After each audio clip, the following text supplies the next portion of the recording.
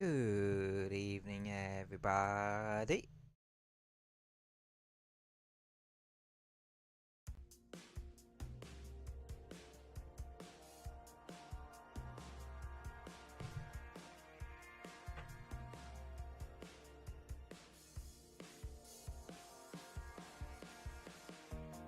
How is all of you this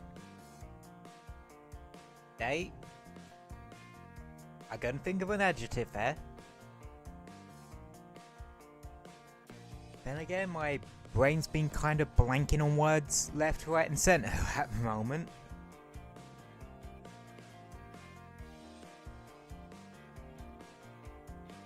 But yeah, how is everybody doing today?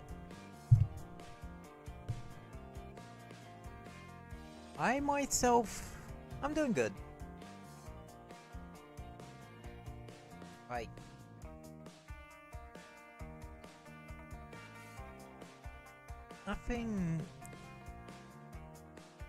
nothing crazy happened today. Like, other than the weather, it's been doing this weird thing where it's sunny 1 second and then pissing it down frame the next, and it's been doing it on and off for like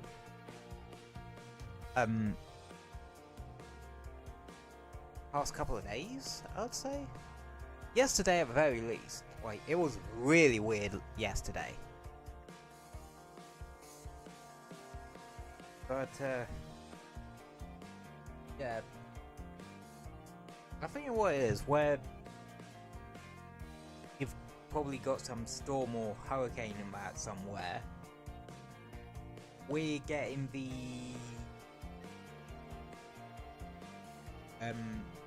back end of it, I suppose you could say.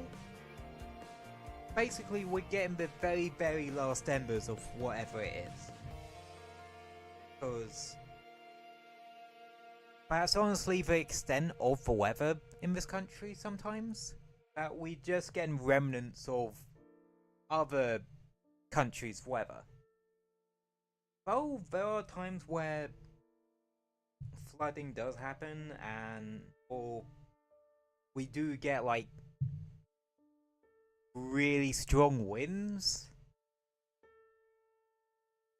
Not like hurricane force winds. I don't think it'd get to that degree.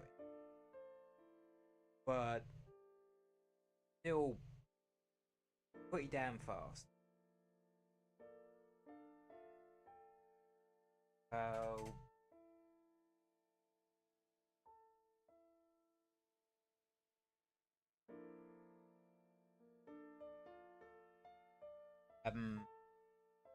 yeah, weather's just been a bit like that. But other than that, just been plodding along. Oh, I gotta do less plodding along and actually get me arse into gear with certain things.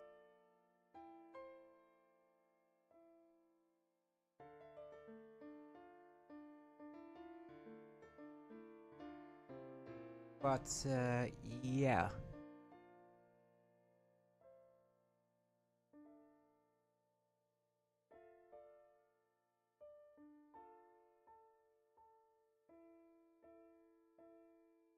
My brain can't think of anything.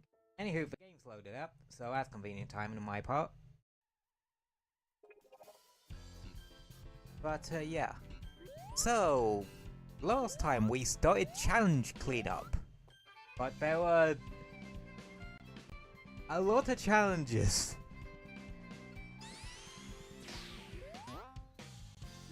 So, yeah, we had to split the challenge cleanup into 2 parts. Because the original idea was to clear all the challenges last week, and then fully move on to Shadow Generations this week. But it didn't work out that way. And instead, we're finishing the challenge cleanup. Here, we haven't got that much left to go, just the modern ish era stuff.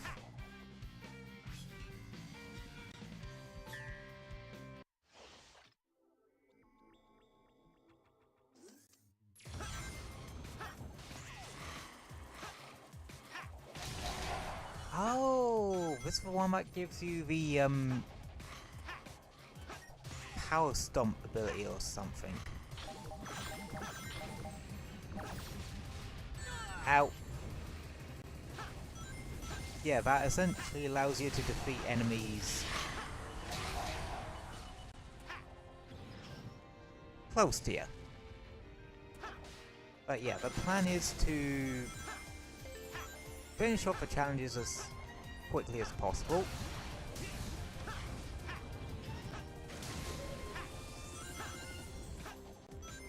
And do a final Sonic Gens, oh, a final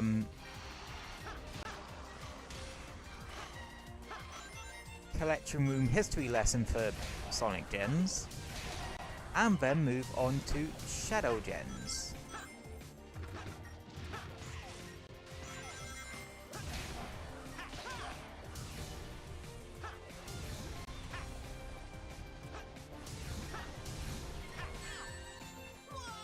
Dang it.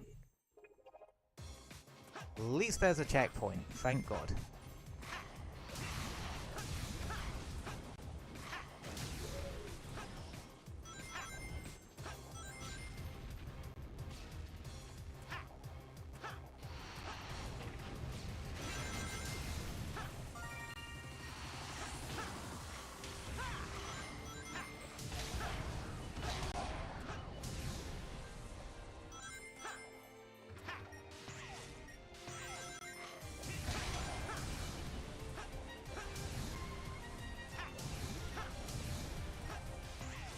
Oh,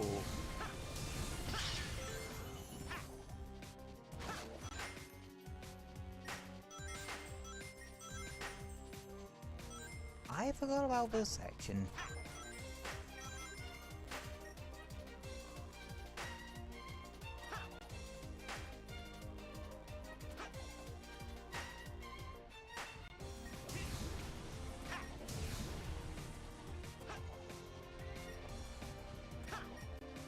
Going.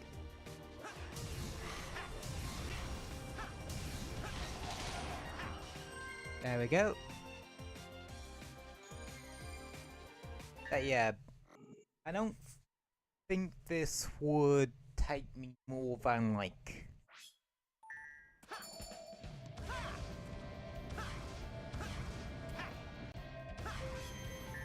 maybe an hour?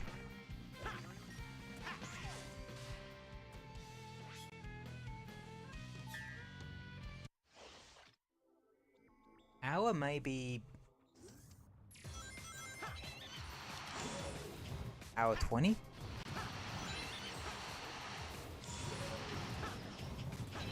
Ah.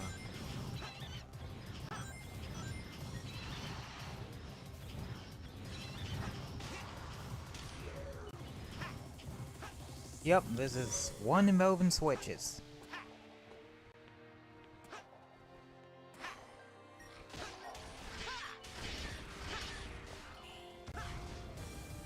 Yep.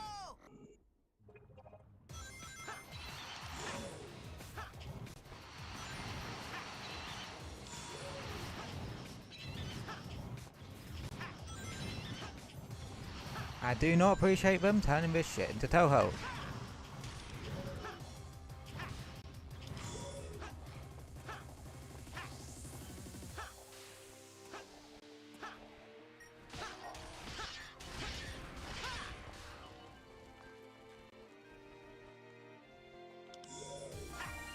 There we go. Dang it. Come on, game, work with me here. Okay.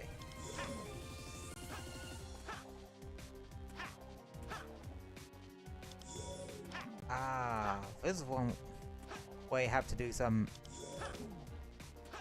switch jiggly pokery.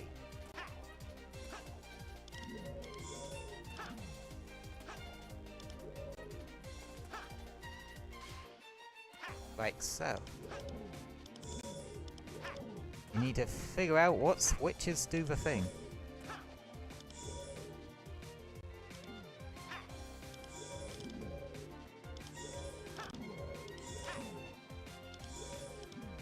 Okay.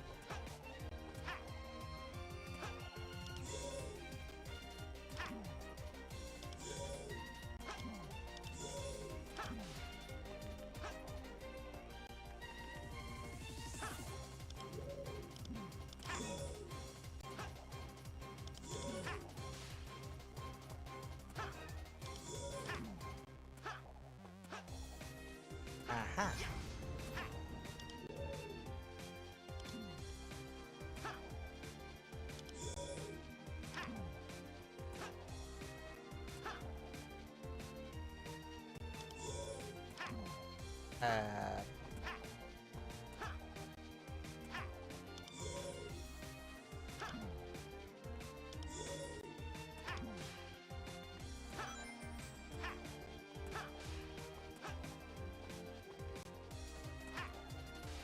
There we go. Well, that hurt my brain.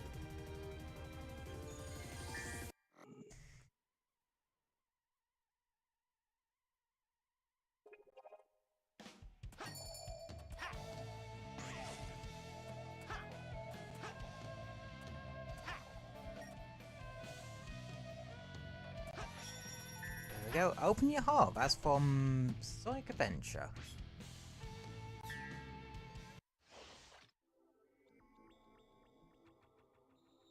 Put out that wall of fire. Call me by pressing the button. I love how I say, call me by pressing the button. Ow.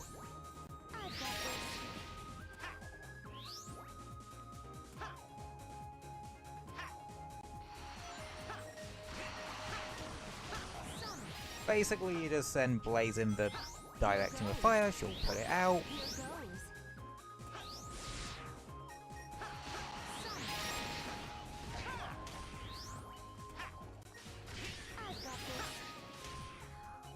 Yeah, it's not the hardest one in the world.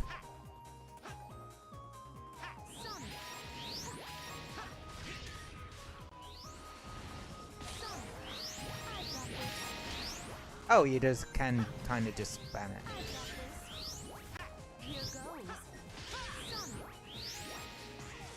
Okay.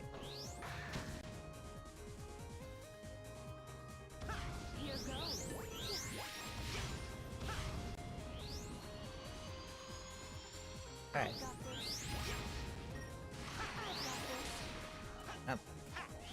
I want to attack, please. Thank you. Ready? I want to make sure you... No fault.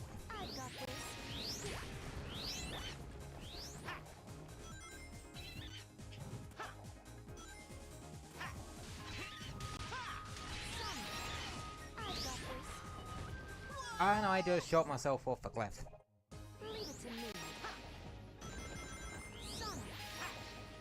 Because of course I bloody did.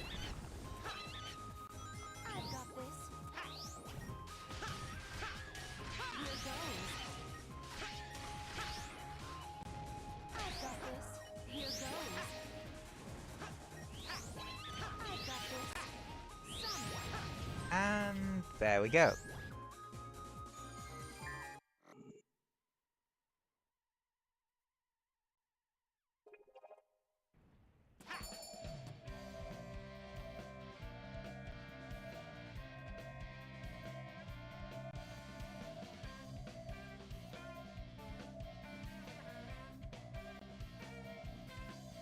Come on.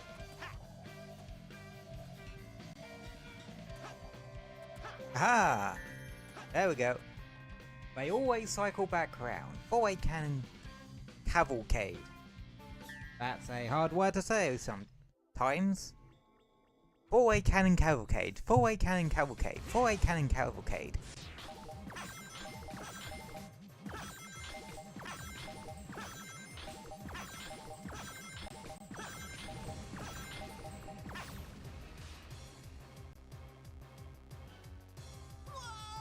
Well, that didn't go well.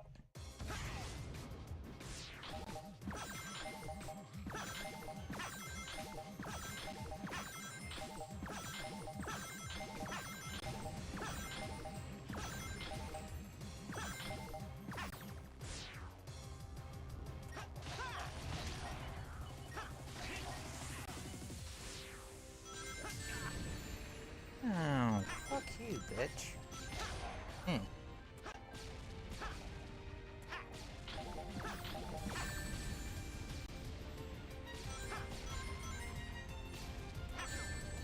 Oh. Thank you.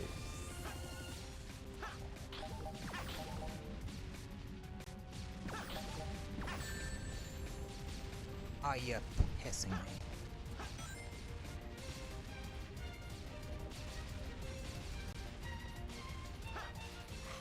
Well.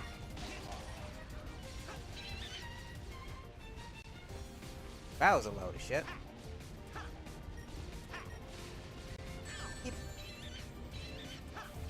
I am going to die.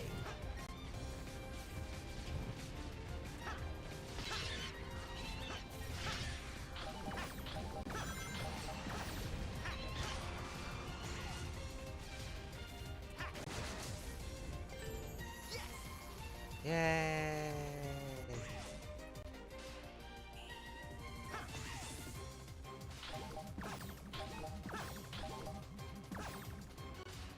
Oh!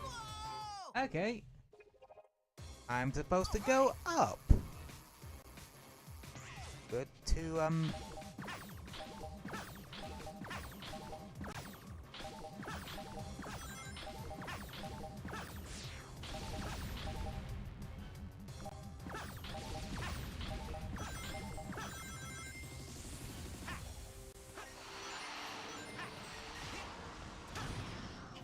Okay, because that's totally how that's supposed to work.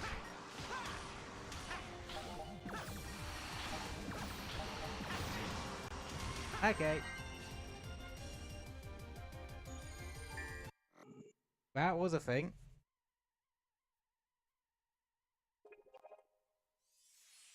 There, that's Crisis City done.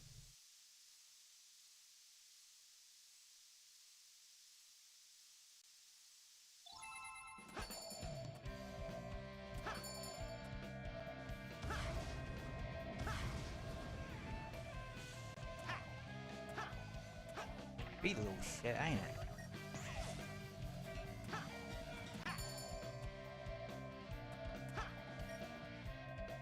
Dang it. There we go.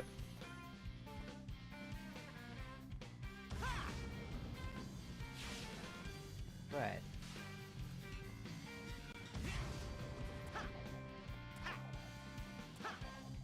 Now we're on to the rooftop run ones.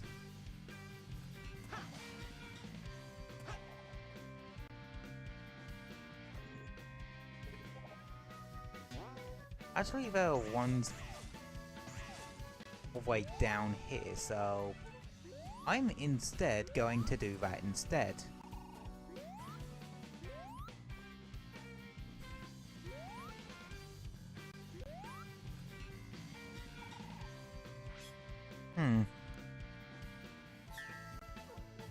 Where they go silent at random points.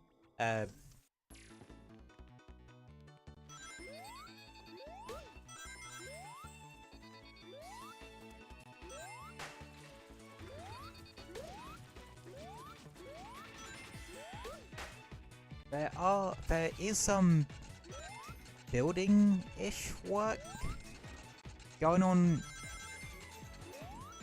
the street at the moment.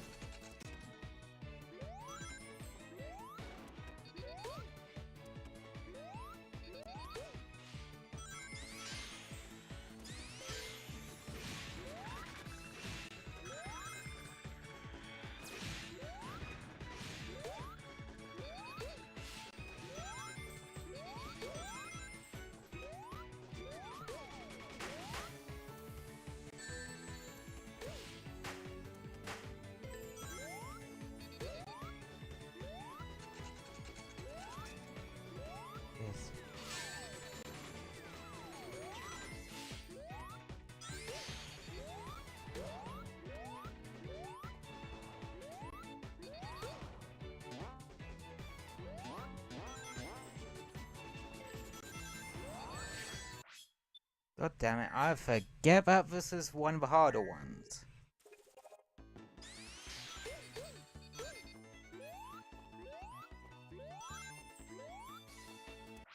No, I'm not kidding, this one is actually one of the harder ones.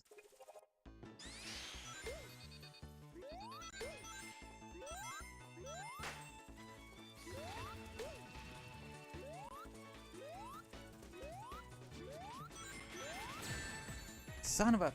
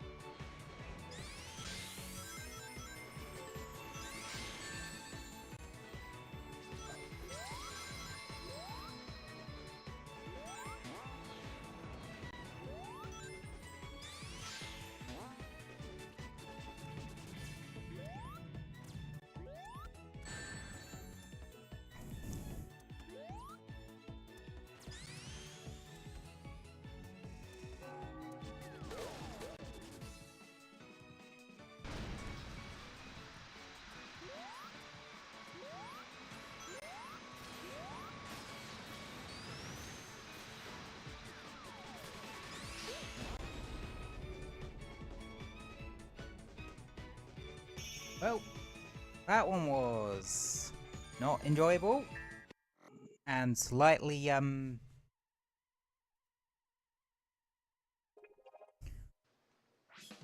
fear-inducing.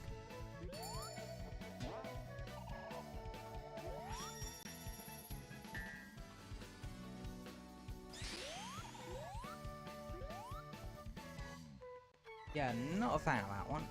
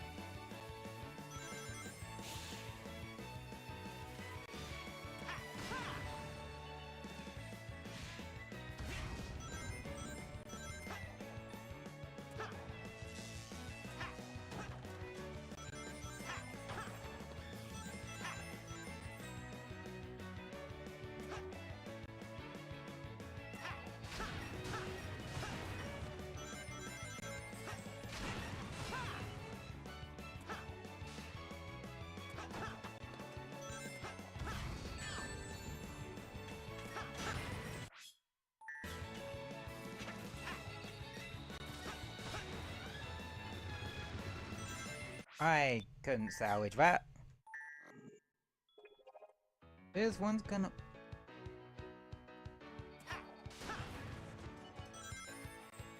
I forget I really liked backloading the annoying ones in this.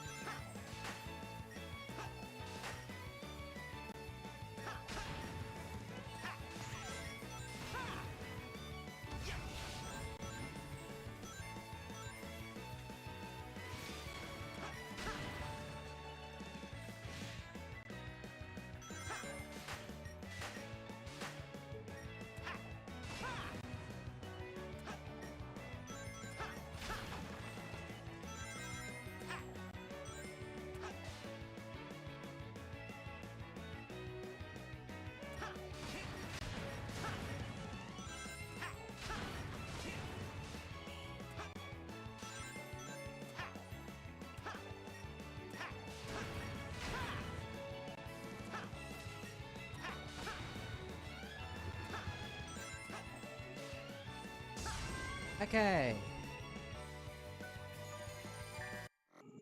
Did not like that one either.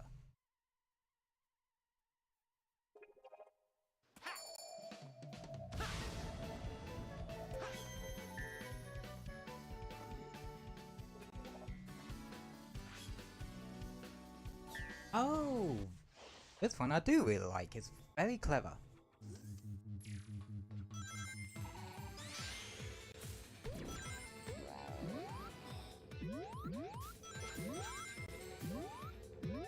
You have to use... You have a specific situation and you need to use the correct...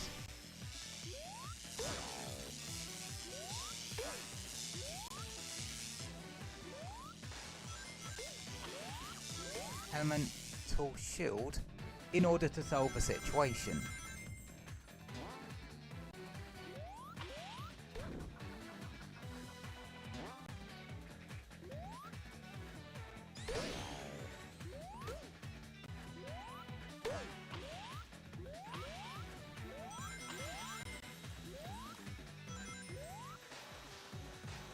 Like there, it would have been better to use the bubble shield.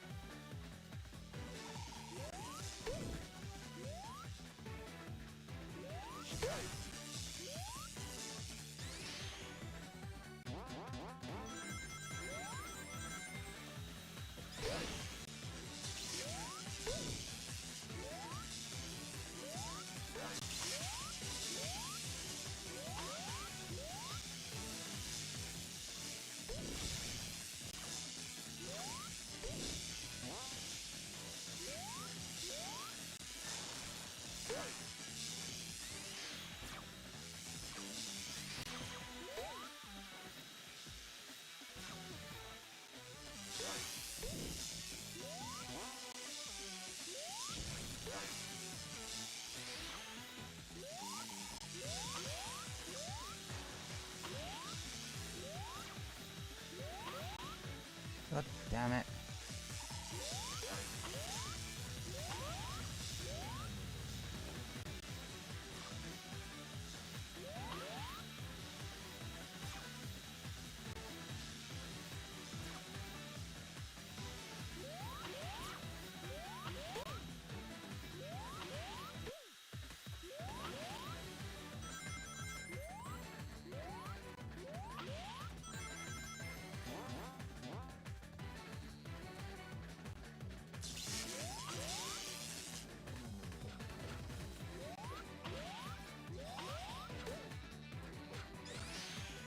Okay, am I...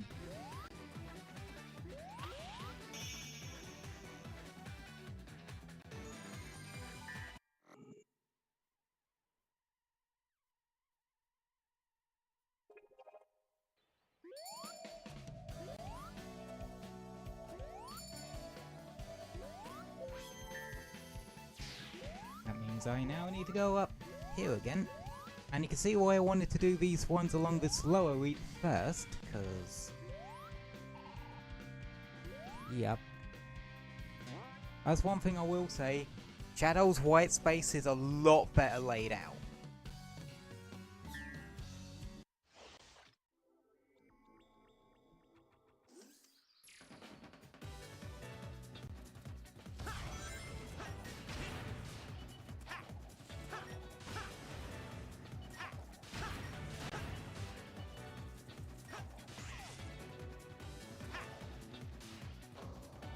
Because this is where they put the harder missions.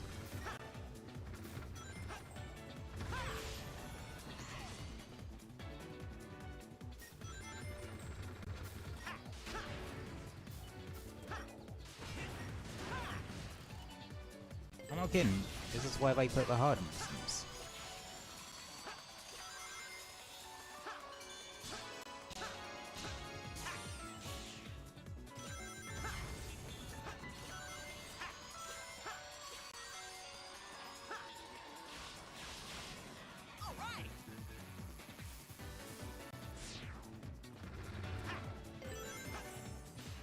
At least I think this is meant to be a hard mission.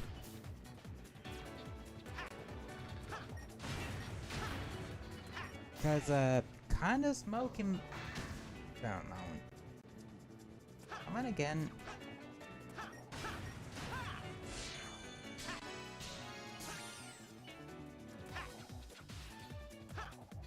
But... I do have this little trick.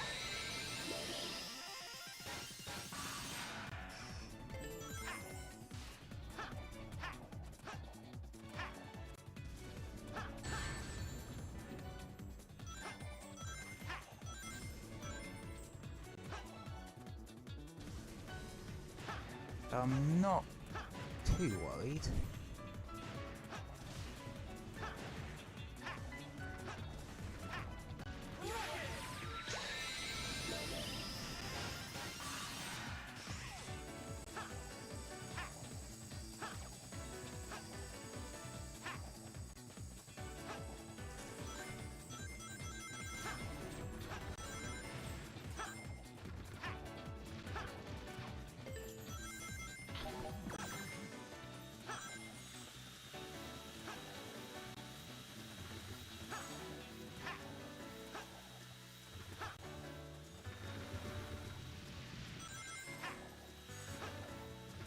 Steady. Huh.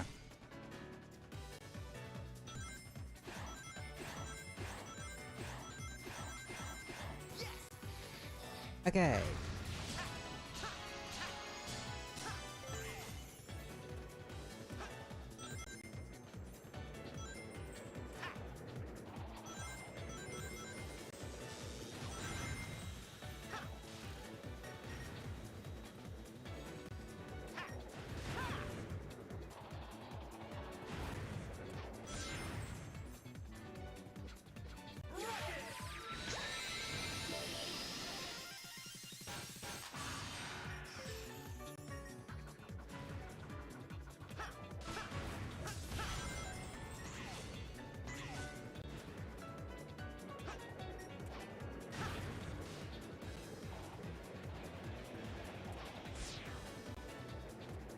Steady. Perfect.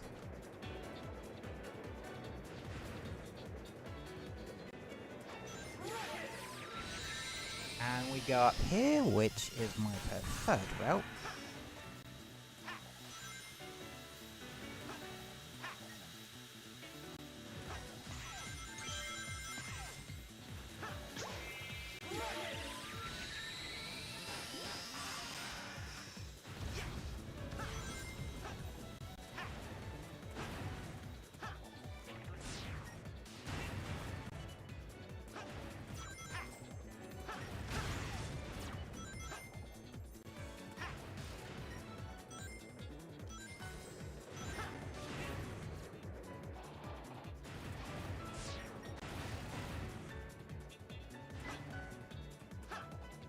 Yeah, I think I'm in a good spot here.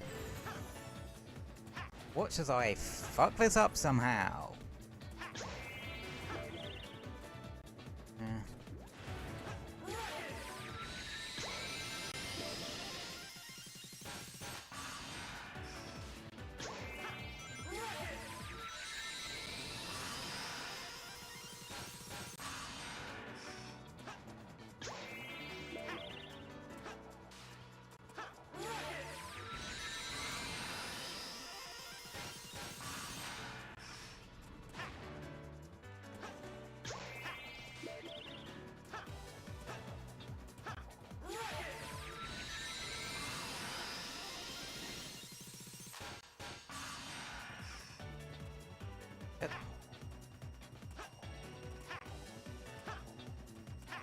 Yeah.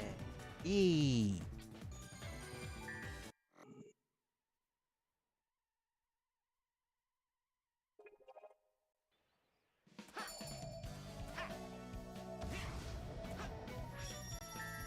I am Olmi from Shadow 05.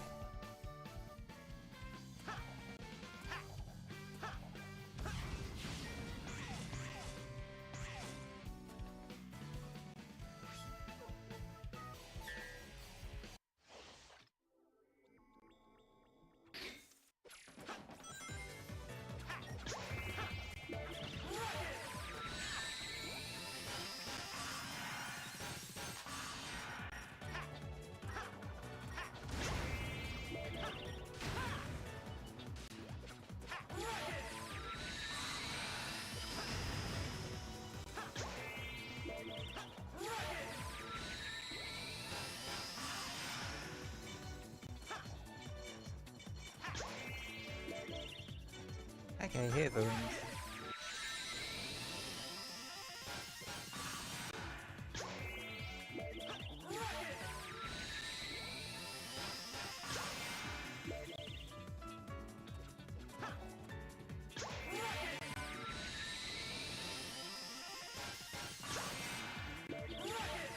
Double rocket, bitch.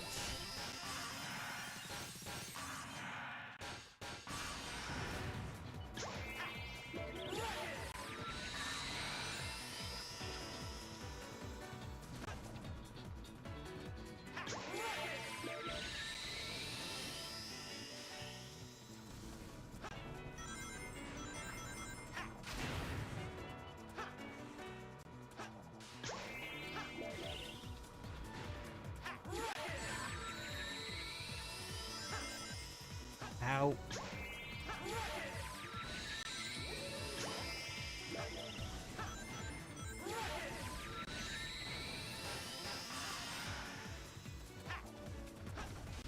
Ow.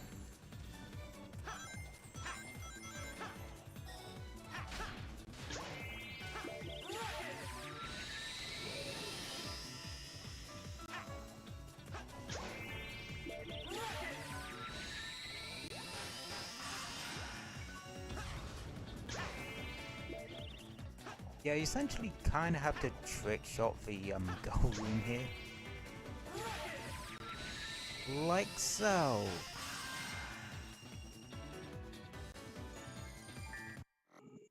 Weird little thing, ain't it?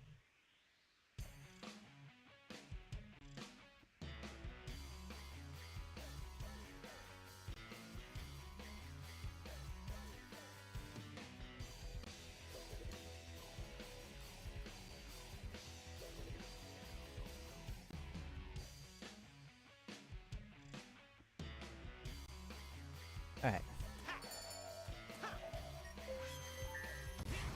And I'll have to run back here all again.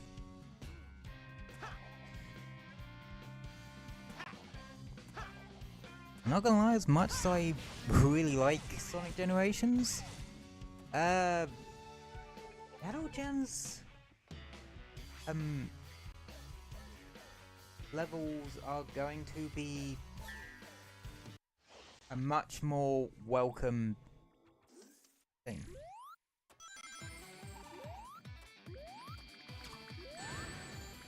Ow. Gotta do the thing, but under pressure this time.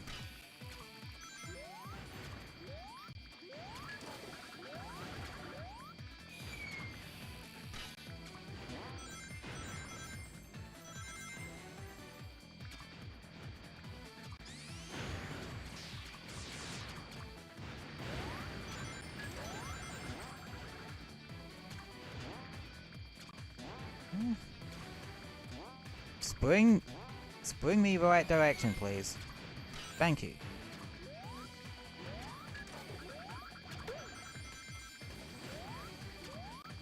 Hopefully this is the last time I see this this poxy thing. Yep.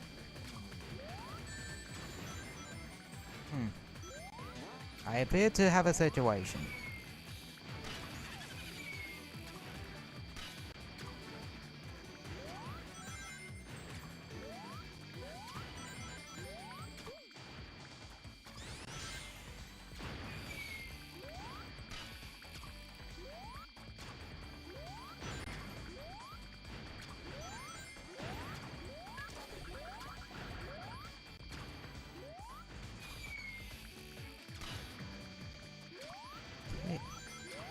Doink. Another capsule. And another one. We're doing good.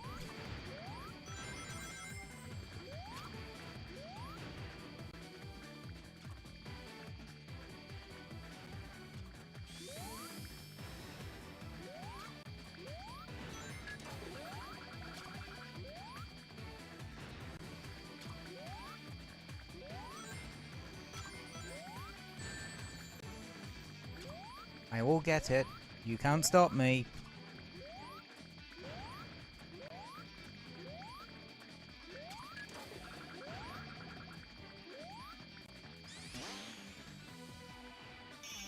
And there we go. There. Hopefully the rest of the cleanup shouldn't take that long now.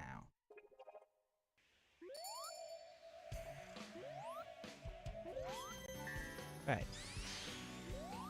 Now we have to go back up here. Seriously, why did they design white space to be like this? Dash rings.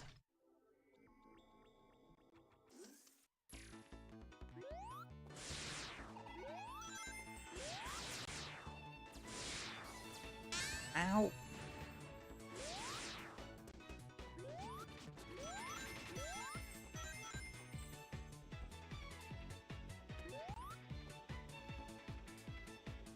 I will dance to good music.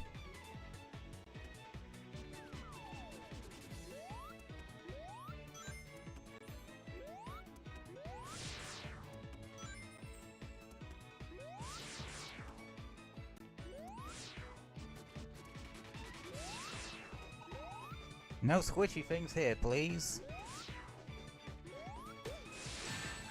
Never mind, there's a squishy thing. Bollocks.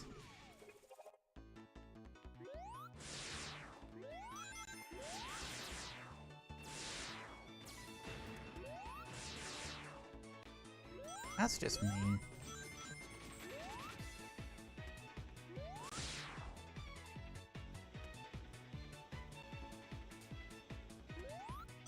See, I don't press A there. I'd actually press down on the left stick.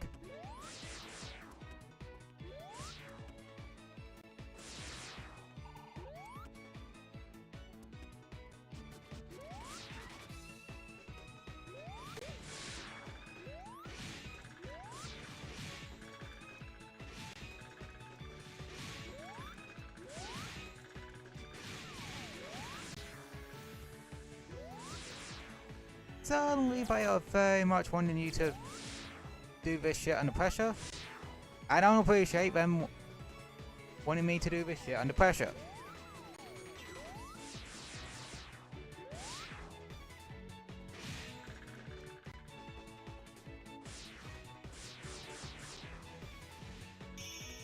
Well, that one was slightly terrifying.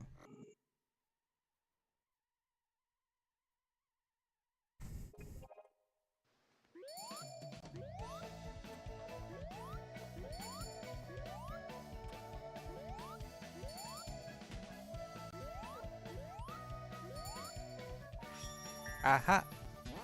God damn it.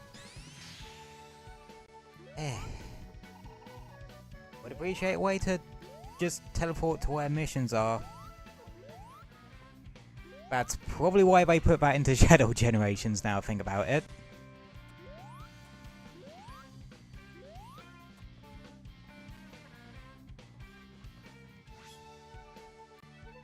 Ah, the Charmy's being a little shit mission. I got lots of pranks up my sleeve.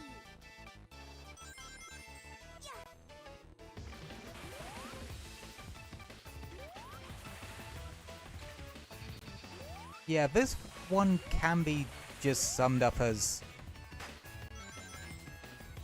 Charmy's being a little shit, and he's making it your problem.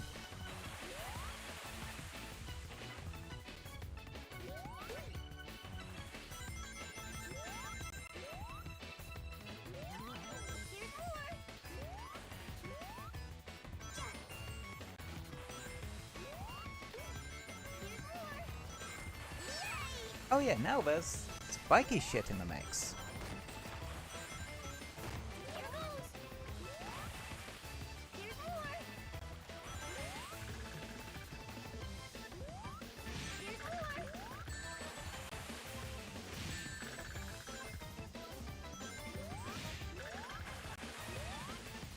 Ah, didn't like that bit.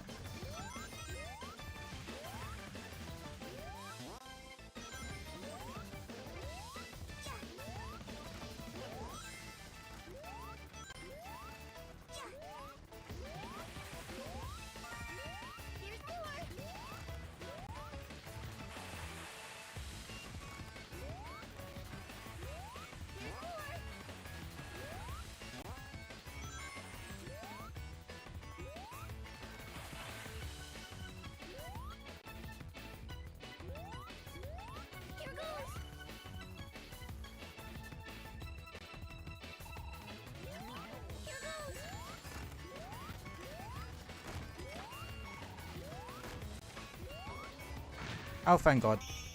I was like, shit, rings. And now that was the last bit of that one.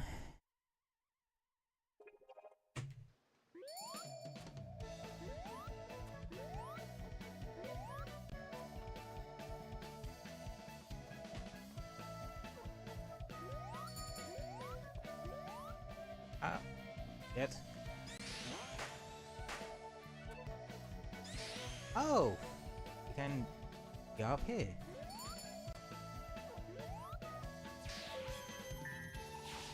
That's actually cool to know. It's a lot faster than the other route.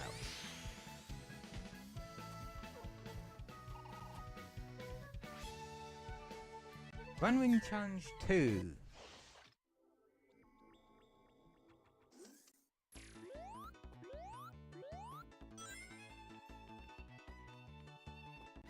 Well,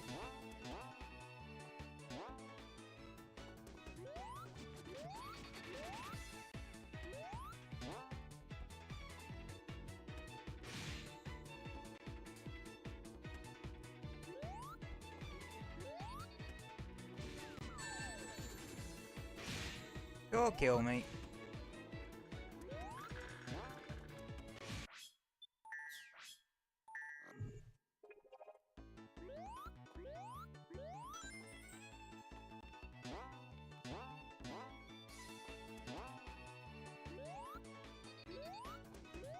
At least for ones of these in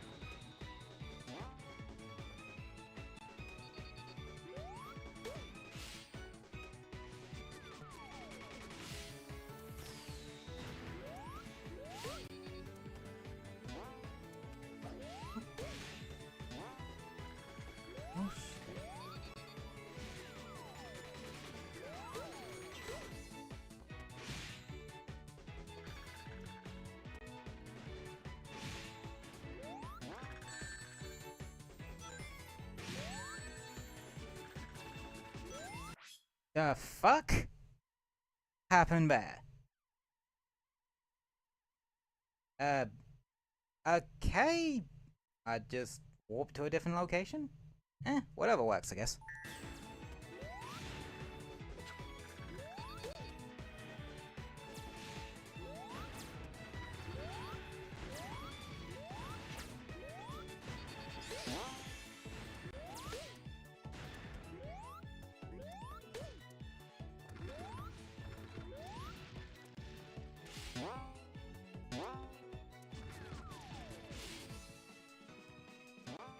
There we go.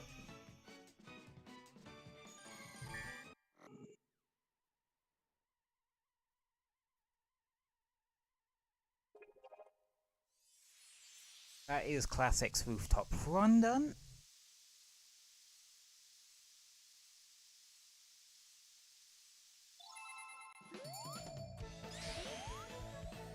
Right. Okay, note to self, don't spin dash over that.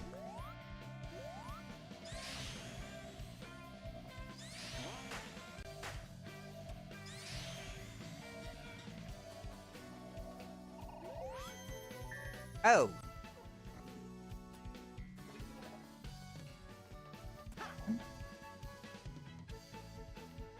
Huh. Must have done Summer Sonic's rooftop run once.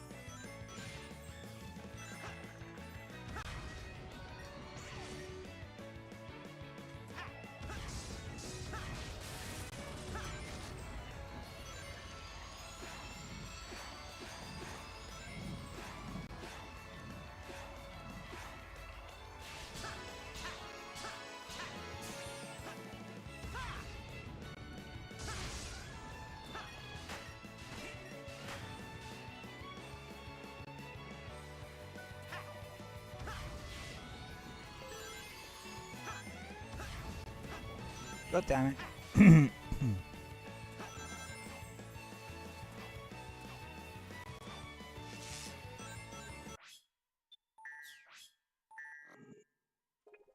Okay, let's start that again.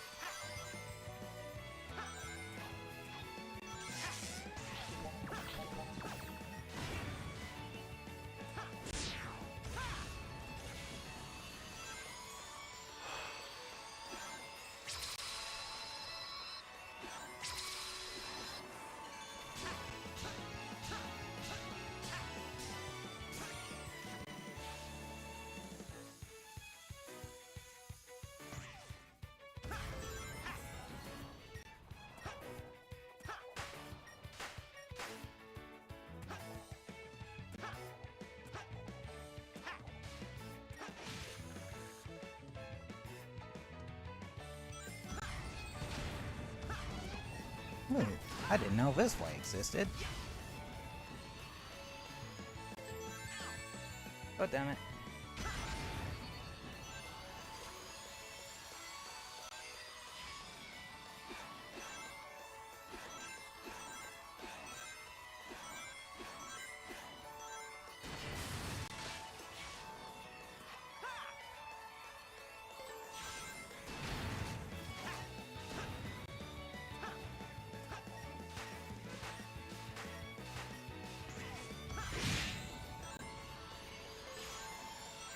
There we go.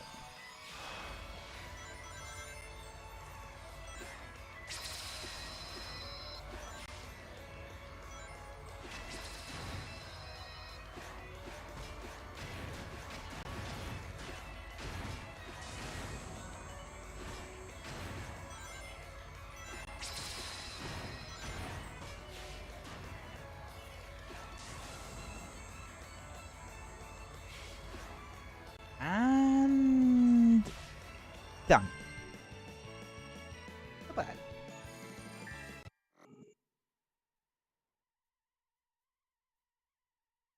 I think Classic Sonic has one in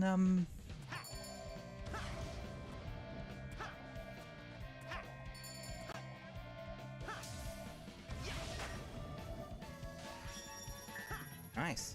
Can I ever win? Sonic and the Black Knight. I really actually want to track down that one. Ah, son of a biscuit. I just had to make...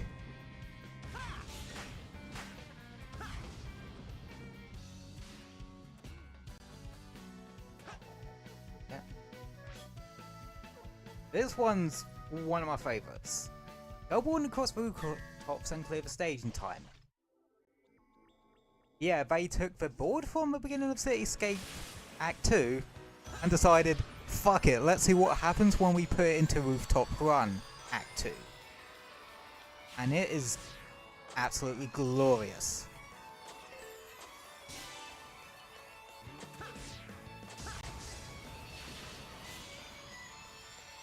More Sonic stages need to be played with in the City Escapes Act 2 style. No, I'm not kidding, like, they really need to be. Because this shit is really fun.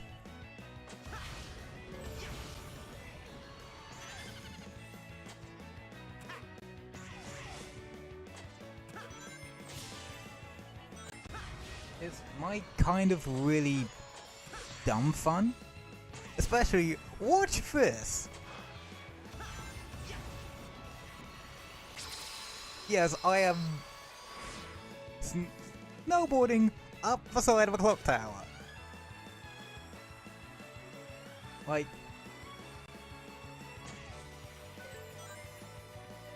you can't get any more screw physics, I'm Sonic the Hedgehog, than that now, can ya?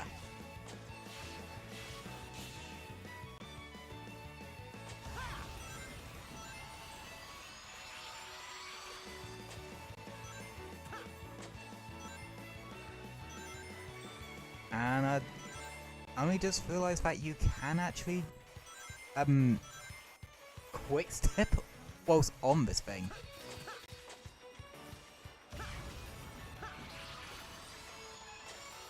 And just like that, it's over. That's... Alas. It was fun whilst it lasted. And with that, Rooftop Run is done.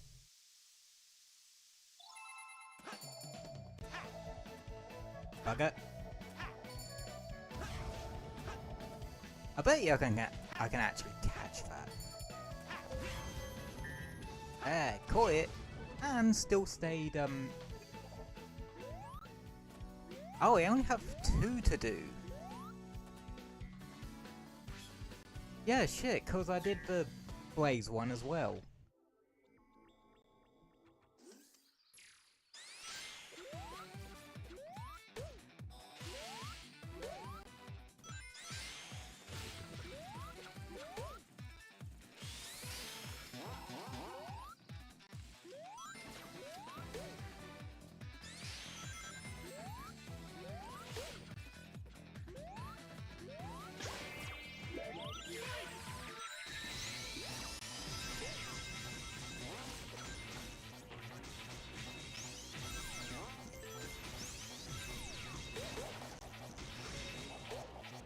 Fucking hell, I picked up some speed there.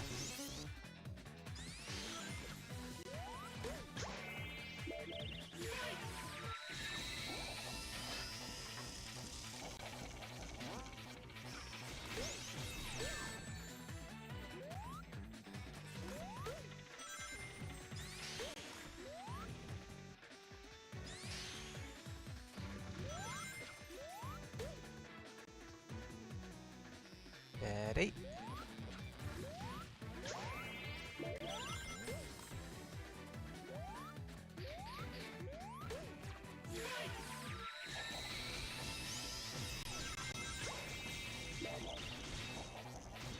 Oh, I can just do that.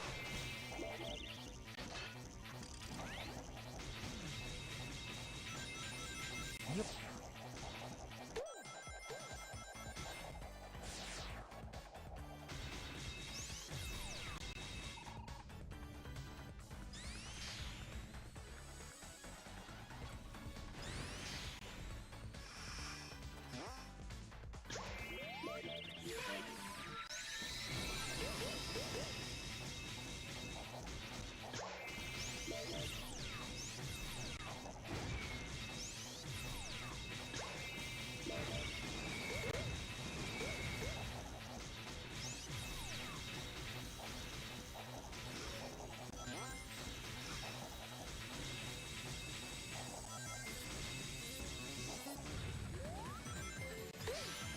Yeah. Yep. Dang it.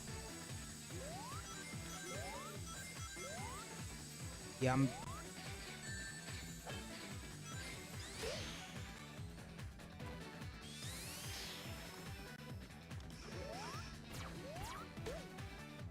I'm basically trying to do this quick rather than effective.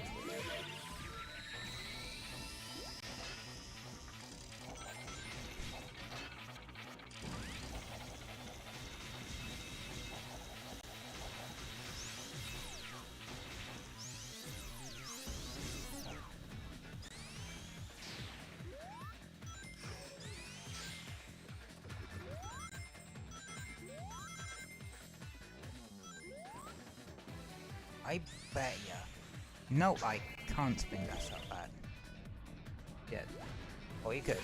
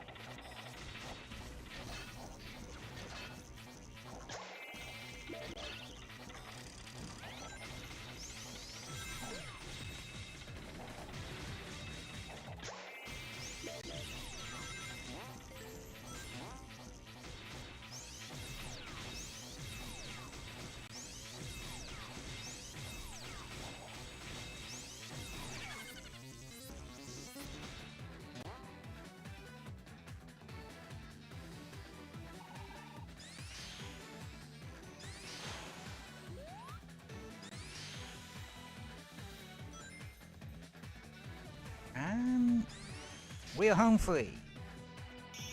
Up, over and gone.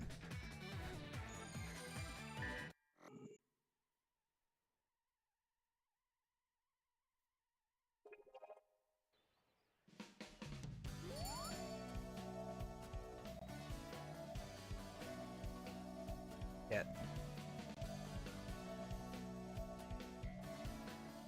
That one's not coming back anytime soon, is it?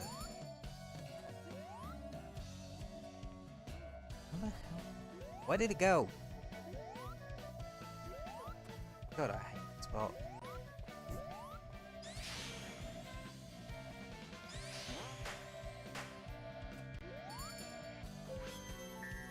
Thank you.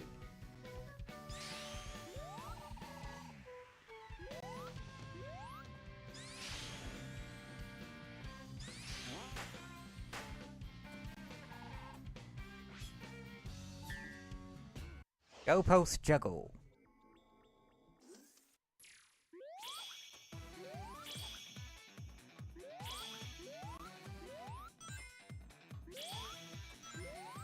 This one ain't that bad, you just gotta make sure.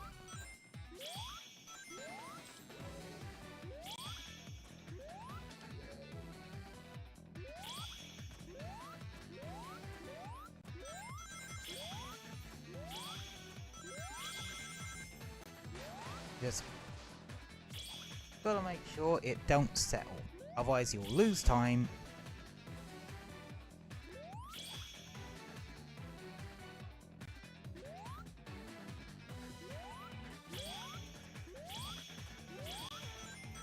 And you don't want that.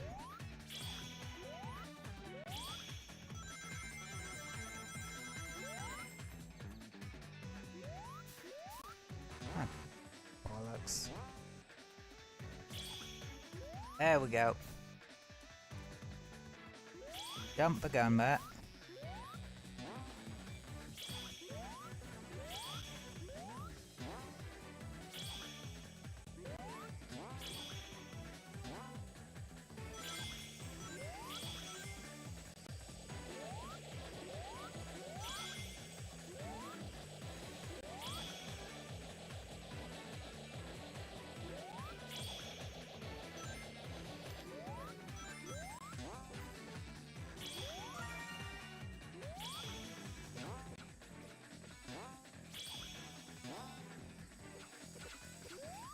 Point.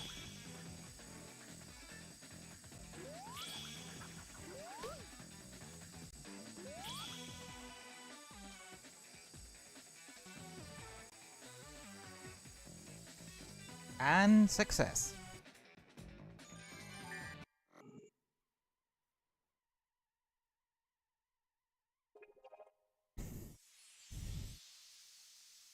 Yay.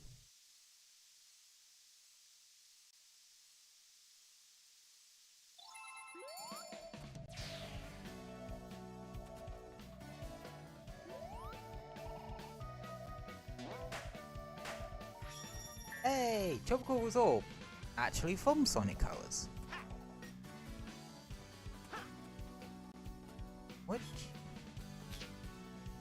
Which one of these is the? The one at top's the Action Master one, which I think is a pretty fitting one to end on.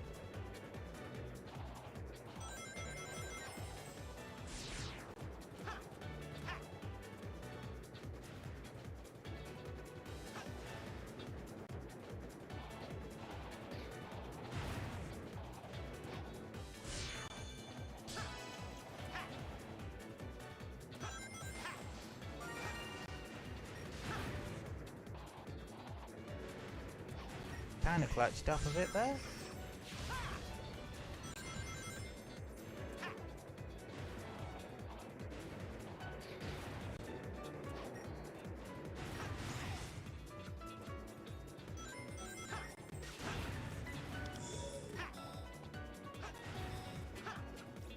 Beep.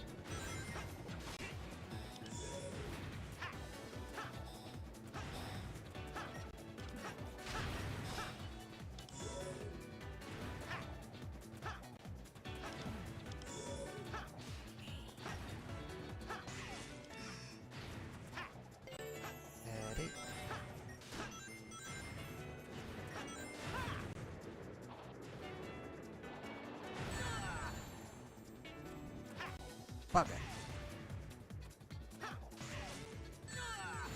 Oh, come on.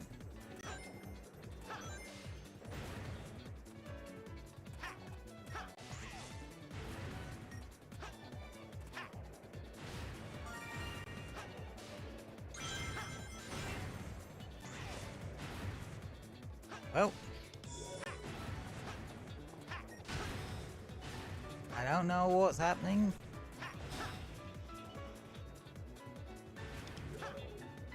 But,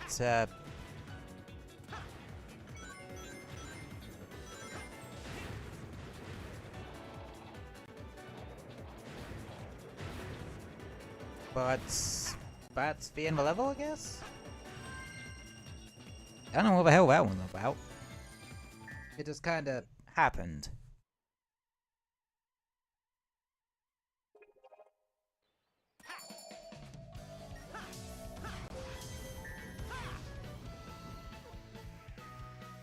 And we have to go around again. Because of course we bloody do. Charmy! Press X to call Charmy to create a path so I can reach the goal in time. Basically, he'll create little wind platforms. To help you, Sonic. Press the button to call me. Leave this to me. Because that's a thing he can do now, apparently. Sonic. Leave it to me. Here goes. Leave it to me.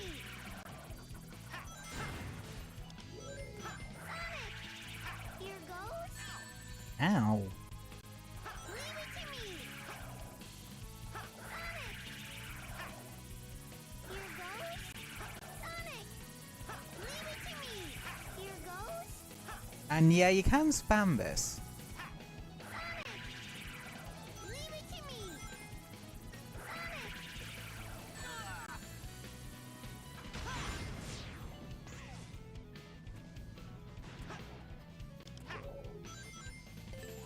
Yeah, it's... Leave it to me. Sonic. Here goes. Leave it to me. This one just kind of Here exists. goes. Sonic.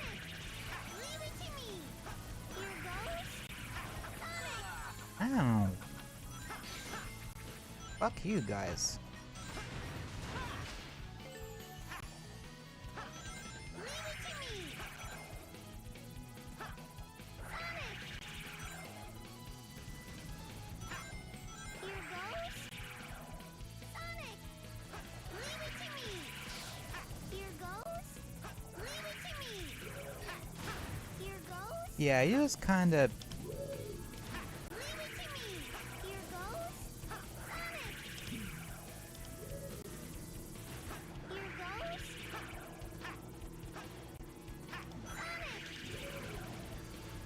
Leave it to me. Here goes. Leave it to me. Ow. Here goes. Leave it to me. Here goes. Sonic. Here goes. Wait, I bet... No, I could probably just damage through that now.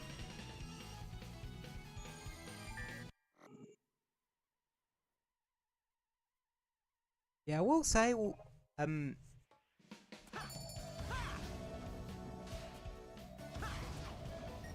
Yep.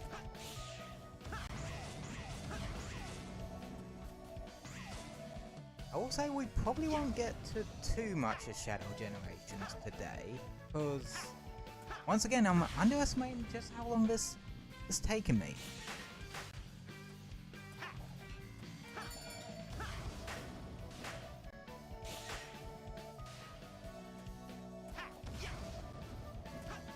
Plus, we need to have the last collection room history lesson. Don't worry, I'll make sure it's a bit shorter this time.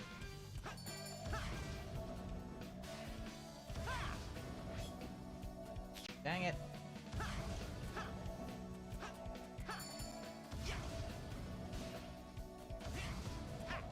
Got it. Right, last challenge. My favourite one, Action Master. Wall jump, stomp, and light speed dash away to the goal before time runs out. This one's a bit of a... I know them. We're just getting to the last Sonic Gens challenge now, and it's one of my personal favourites. If not my favourite in base Sonic gens. Yep.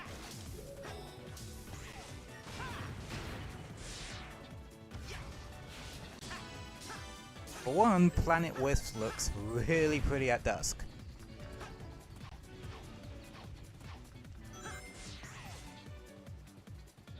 Speedrun any percent? Nah, just getting all the collectibles. I don't speedrun games actually. I don't actually speedrun games. If I did, I would be pretty shite at it. As evidence there, I'd be pretty shite at it. I don't even know how I even managed that. No, seriously, how the hell did I manage that one?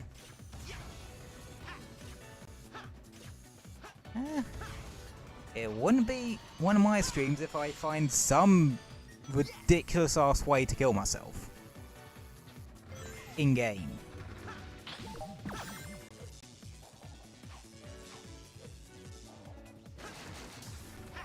This is where they start introducing the swingy things into the swingy things and the lightning.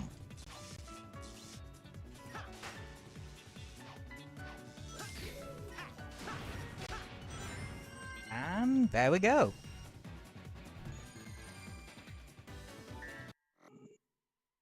Yeah, like I said, like I was saying a second ago, we probably wouldn't get to too much of Shadow Generations today, just cause this has taken me a fair little while, hasn't it? And here, grab the last nut. Diamond Dust Zone. Sonic 3D Blast. And that is all the challenges now done. And all the collectibles now done.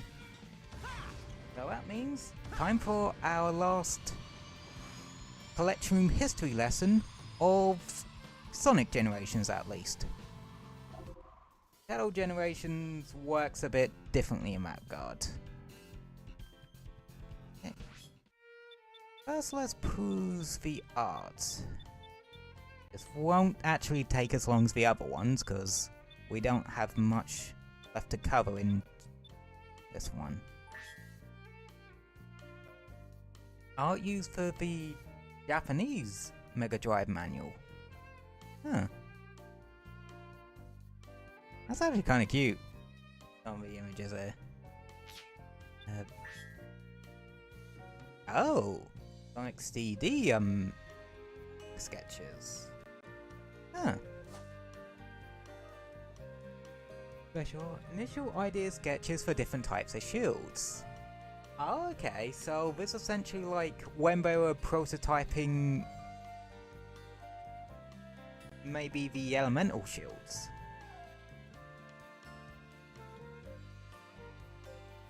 This implies that they had the idea for the Aqua Shield, or the Bubble Shield as I've been calling it, from the get-go. I think the third one's meant to be for like how invincibility is portrayed, which makes sense. Oh, the only difference between the look of invincibility in the classic games is between Sonic 1 and Sonic 2 onwards. Because Sonic 1, there are a lot more sparkles in it than in Sonic 2. Don't know what the other ones are. The second one kind of reminds me a little bit of the Earth Shield from Freedom Planet, of all things. An idea for a boss vehicle in Sonic CD. President's Chair. Huh. That would be more like a Eggmobile more than anything else. Illustration created around the time of Sonic CD. Another one. Of Amy this time. Ah, that was probably used in like one of the opening or ending sequences, because I recognize the design of that vehicle from, I think, the bad ending or something? What's concept art? Psycho Egg. I'm guessing this is a prototype for what they maybe envisioned for the final boss, because the final boss reminds me quite a bit of this. Manual illustration by Tails' character designer.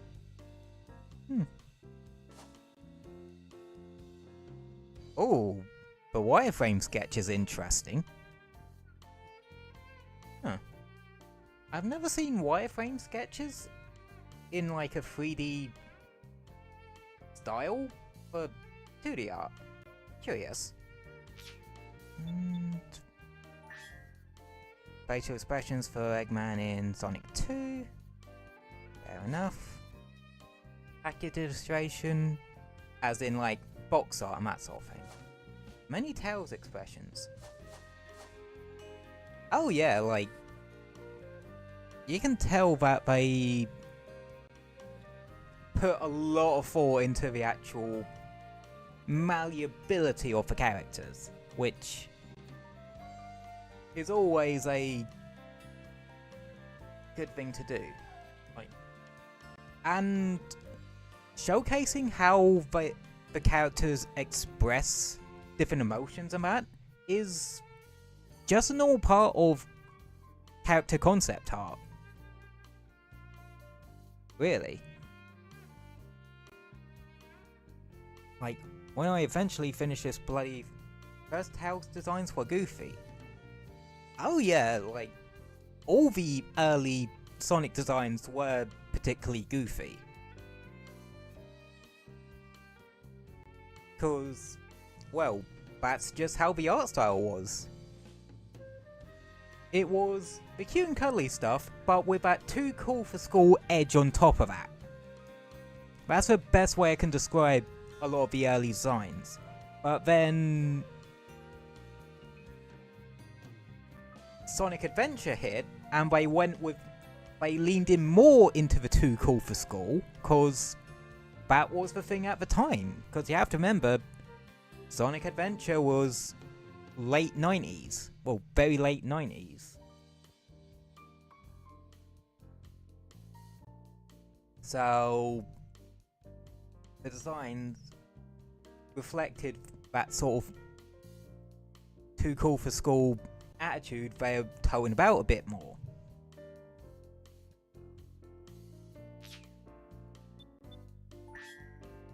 And oh, that's cool. These look like frames for the little animation where Sonic pops out of the logo and that, before he settles into the iconic waggling finger animation the title screen is known for. Huh. I remember late 90s, early 2000 edgy trend. Exactly. Like, hell, if you think about it, Shadow's actually probably... That's probably part of the reason Shadow is how he is, cause he is literally the personification of that kind of era. He's not only a personification of the adventure era as a whole, in terms of Sonic as a franchise, but that era of pop culture as a whole, if you really think about it.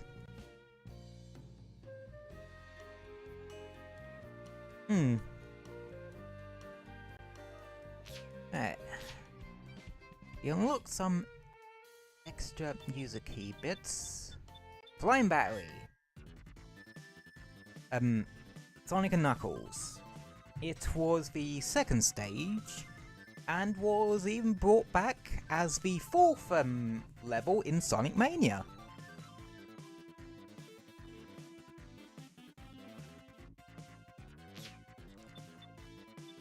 Speaking of, well, we're just talking about Sonic Adventure. Open Your Heart is the main theme from Sonic Adventure. And isn't it also technically the first time Crush 40 actually did any music for the Sonic franchise?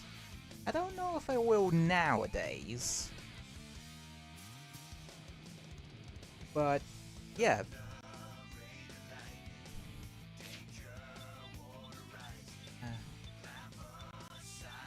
No unlocked. Tropical Resort, Sonic Colors. Yeah, Tropical Resort is a really good opening level for Colors. Well, my experiences is purely with the DS version. I remember a clever little thing with the boss of Tropical Resort in DS version. Because you didn't get access to color powers properly until you hit Sweet Mountain and Starlight Carnival. If you grab the Red Wisp from Sweet Mountain and then go back and do the boss, you can actually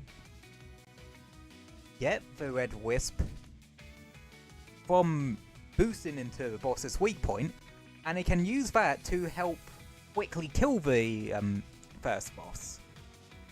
Yeah, that's a thing. Nearly all of the bosses in Sonic Colors DS had. They had a weakness to the wisp you sort of obtained there. And you could more or less instantly kill them. Like, in Sweet Mountain, that's where you get the Red Wisp start to show up.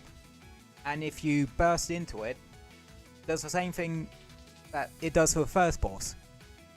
Puts it to just one hit to death. And goes from there. Hell, Boy just straight up eats the boss of Asteroid Coaster. Diamond Dust Zone. Sonic 3D Blast. Weird little title. That was actually developed by Traveler's Tales. It basically tried to... It was basically an isometric view Sonic game, where it was tasked with finding 5 flickies around an area and getting them to the warp ring. You do that like, I think twice in a level? Twice, maybe 3 times in a level, and the level speed. Odd little game.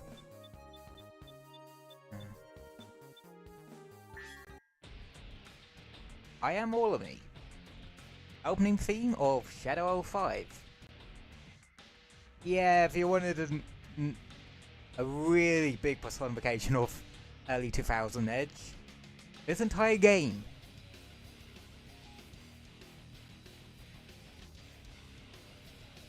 That's a fairly long intro though.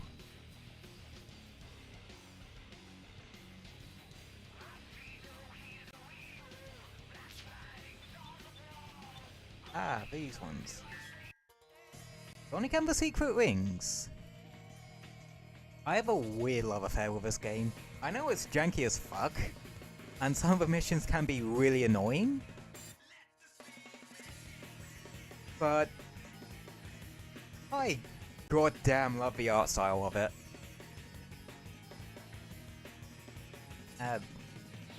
I actually did a playthrough of it a fair while back. That was actually really fun.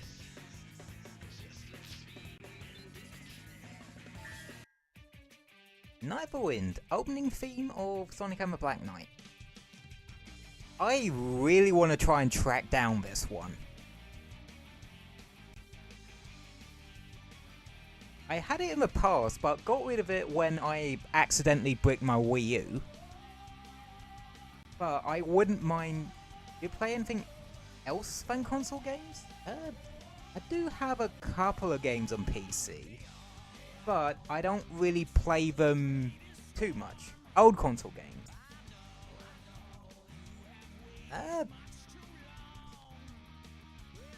Well, I do have a Wii. That's how I did the playthrough of Sonic and the Secret Rings, and all the Galaxy games. And I have streamed stuff off of NSO before, because I think I did way back one of Super Metroid. And that's how I got into Metroid. I have the Castlevania Advance collection that I really need to get through and get back to playing at some point.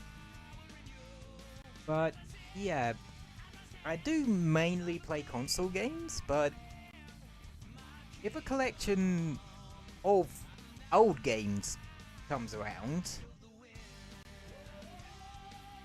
it's something I'm not opposed to getting, because as y'all know, I am very much into my gaming history and my little random bits of gaming trivia.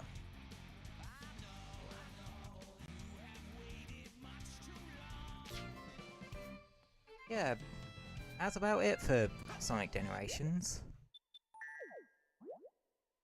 And we do have a fair bit of time left. So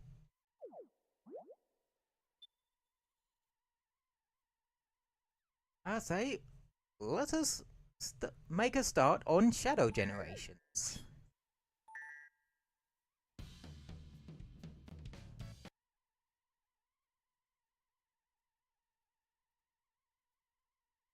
Yeah. I suppose, if you think about it, Sonic Generations is technically an old Sonic game, because it's over a decade old. It's not retro, but it still classifies as old. Okay. We've done Sonic Generations, we've gotten all the what's-its, gotten all the collectibles. Now, let us see what the Ultimate Lifeform has in store for us. And some gorgeous ass cutscenes.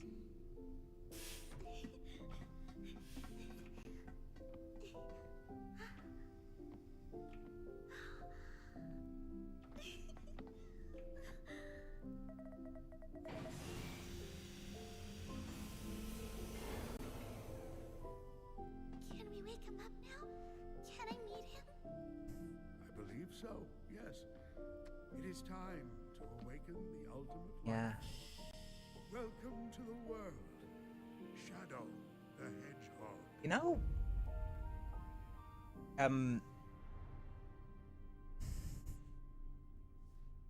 I will say one thing was very jarring about Sonic Movie Shadow, 3. this is Rouge. Do you copy? Oh yeah, fun fact. Shadow here. That little bit with Rouge is actually done in Hedgehog Engine 1, whereas Shadow Generations as a whole is done as in Hedgehog Engine 2, I hope you're planning on being here. I already told which you. is Gun detected an kinda unusual weird. biosignature aboard the Ark. I'm not I able to believe eliminate any possible Sonic Racing Crossworlds is actually in Unreal Engine 5.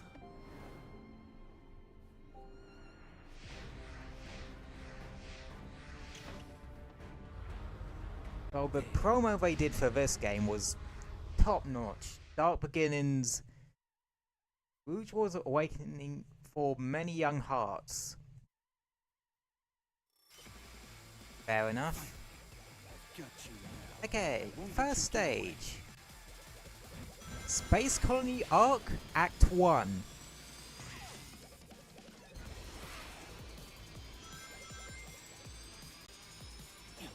Now, differences to note off the gate. One, the controls are still in Sonic Frontiers mode, because for some reason they decided to have it so that the default control scheme is the Sonic Frontiers one, where you had the homing attack on a different button. I don't really like that for these games. I don't mind it in Frontiers, because Frontiers does some other stuff with it. There we go.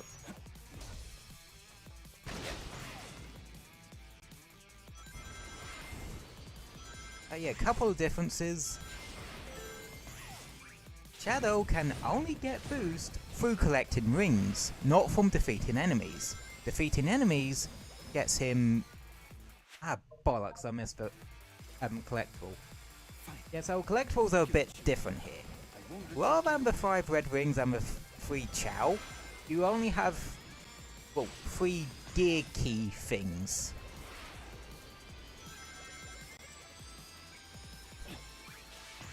And yeah, they're not nearly as painful to actually do. Hell, I actually remember where they all are.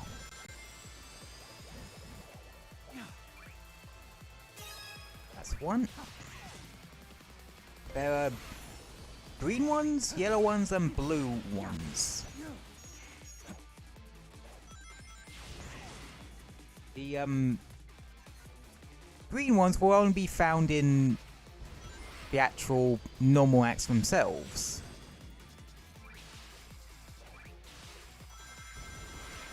Whereas the yellow and blue ones can actually be found in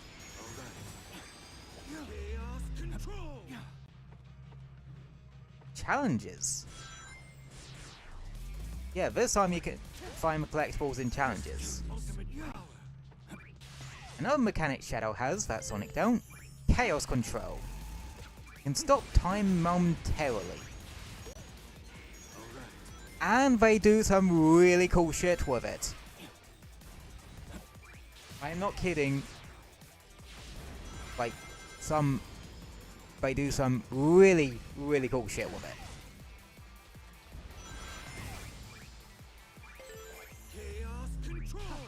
Like, you can have projectiles and hazards be used as bridges.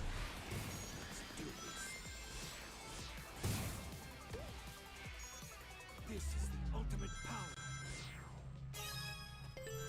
And whoa, stuff like that.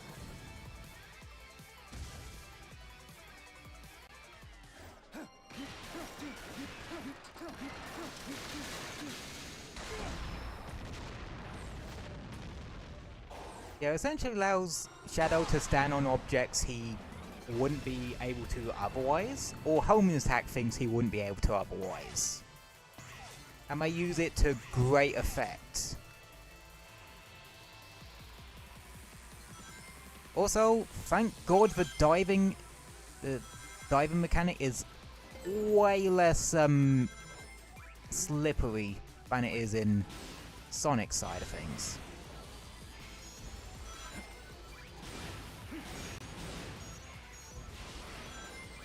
Oh yeah, Chaos Snap, Shadow's version of a homing attack. It can phase through. It's literally Shadow teleporting to the object.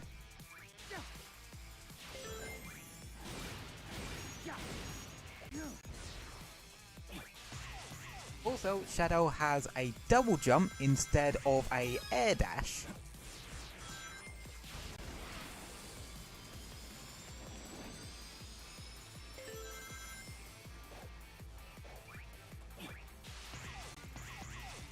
And he doesn't quick step, he does a sort of sideways drift. A diagonal drift. Also, something, Black Dude. Also, I have an obsession with Radical Highway but must be satiated, Shadow. Yeah, this is a thing.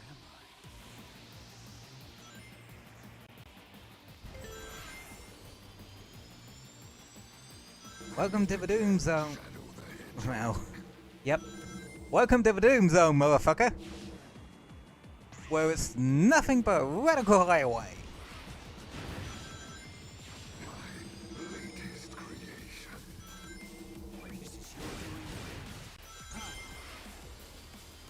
And your head is going to hurt.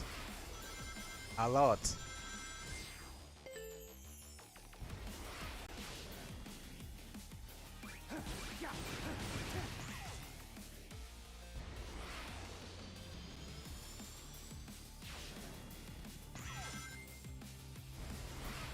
Yeah. So, with Shadow Generations, it mainly goes into Shadow's history a bit.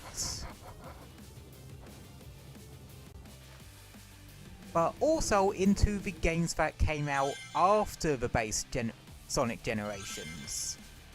The promised time will arrive once more. The way collectibles are handled are a bit different as well. You cannot deny your fate.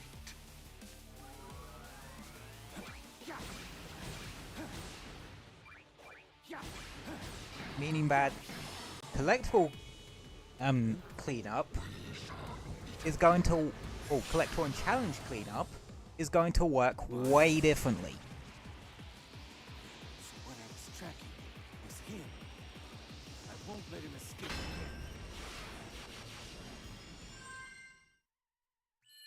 again.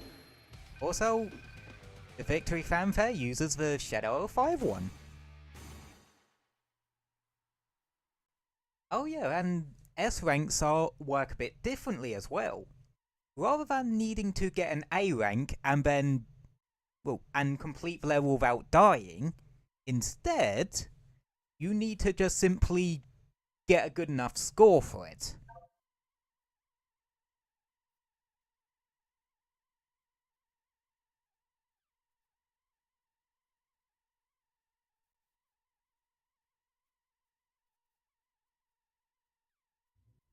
And another reason why you can tell Ian Flynn's wrote this, cause he remembers about this thing. The fake Chaos Emerald Tails made to foil the Doctor's plans. Yeah, this implies that they literally just left that thing up here all this time. And that post-Shadow Generations, does this imply that post-Shadow Generations, Shadow just has the faked emerald in his possession? Something. Anywho, Time Eater.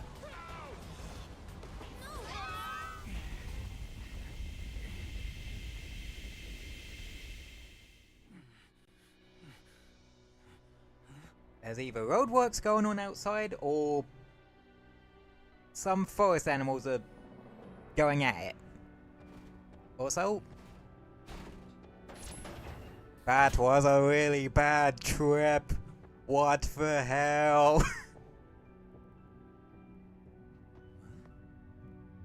That's it, that's the last time I take an Uber. I can't do an Omega voice. Well, it's one of my better impressions. I'd say probably the Sonic cast I could probably do a voice off the best is probably Big.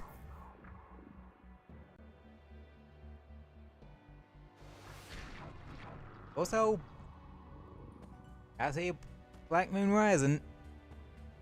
Yeah, so Omega's here too, but he ain't frozen for some reason. Because we've only done Act 1.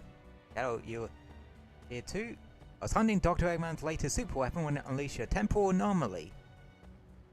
My question is, how did Omega just assume that was from Eggman?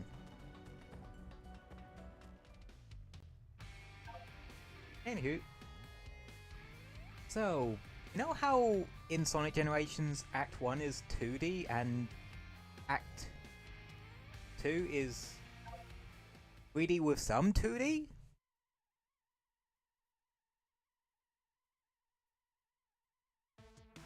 That's actually reversed in Shadow Generations. First act is completely 3D, second act is completely 2D.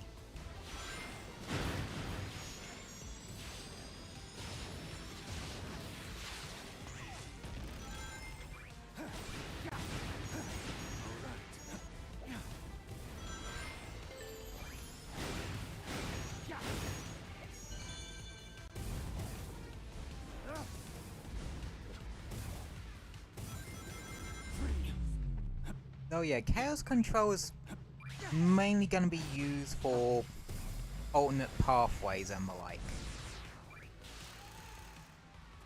For collectibles.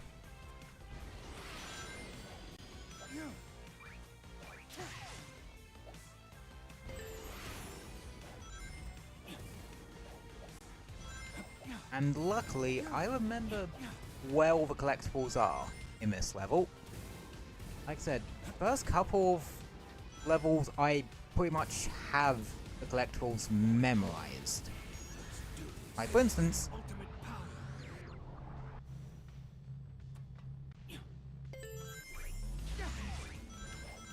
there is one in this section with the gravity tubes from Final Chase.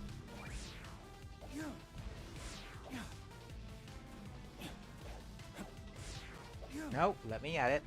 Let me have a collectible. Collectible, please. No, sod your automation. I want that thing. Thank you.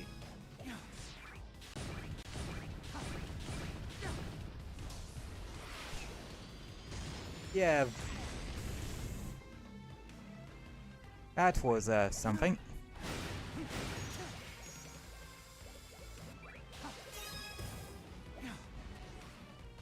Yeah, the collectible game is very easy here compared to base generations.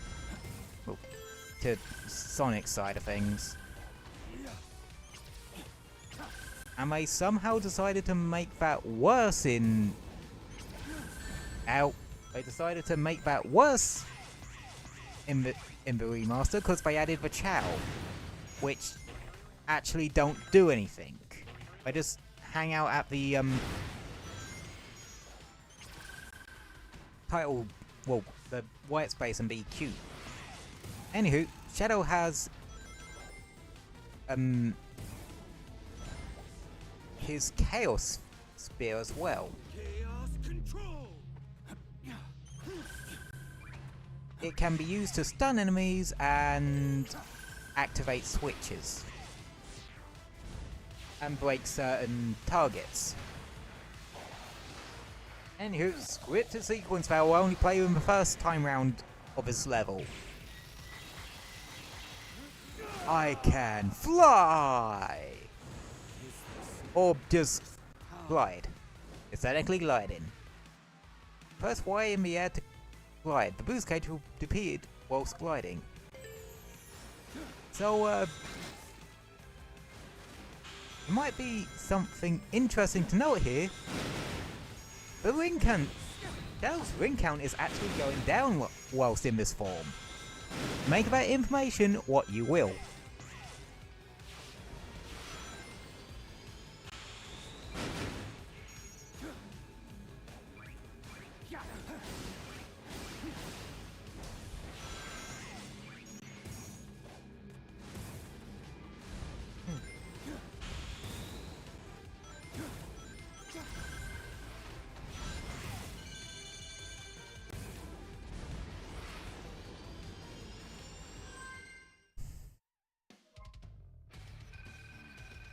It's a good thing my mic ain't picking up the construction work that's going on outside.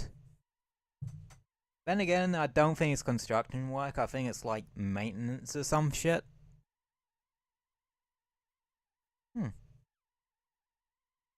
Didn't think they would be working like late this time of night, cause it's nearly 10 PM here. Something I should normally be able to do, yet it felt natural. What could be causing these mutations? Oh yeah, Shadow has weird ability now. And it's seeing other shit.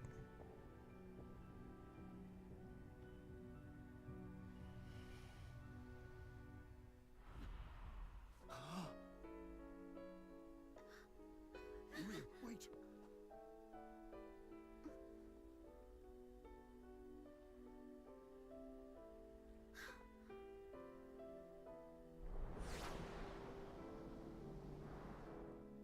Maria?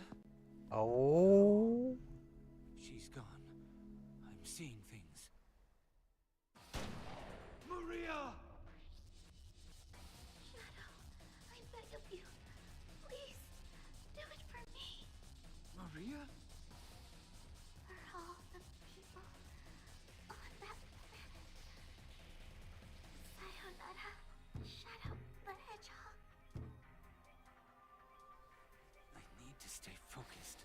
deal with the problem at hand, not chase dreams. It's interesting that he says chase dreams and not chase ghosts.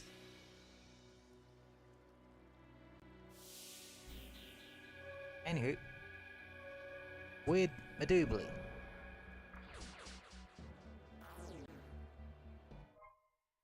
Doom's gears can unlock special powers alongside power ceiling devices. Go find them. Like I needed a bloody tutorial on how a camera works. But Shadow's white space works a hell of a lot differently than Sonic's one.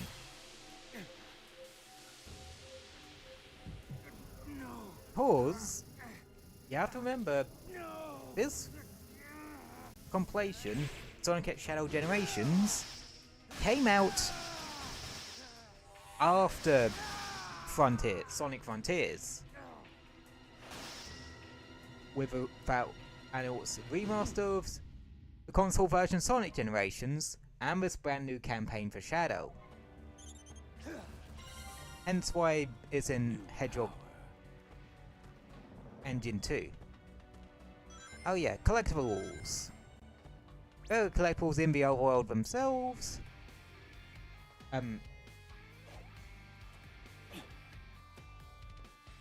And things you can plot the gear into. That's the main way you're getting collectibles here.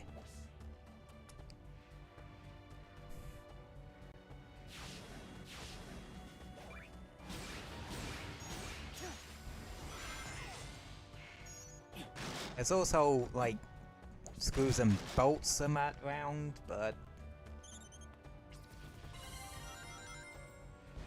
yeah. Anywho. We'll do this level as well. And its collectibles. And then go up to the first boss gate, because that's how you activate the challenges in this one. So, any old can tell me what this level is? And what game it's from? Oh yeah. Chaos Spear has been upgraded to Doom Spear. It basically allows you to lock on to multiple enemies at once.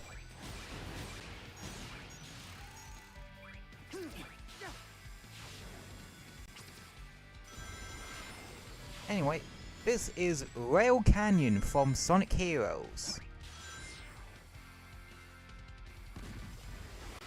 A lot of grinding. Act 1 is based off of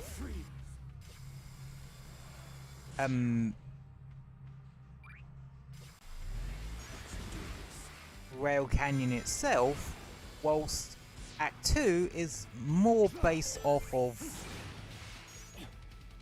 Bullet Station.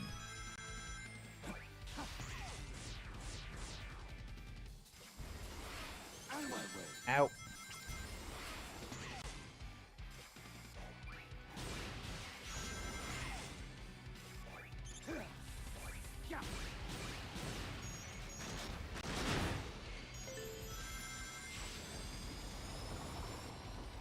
This is the ultimate power. Yeah, that's it. I don't know what I did there, but it was really cool.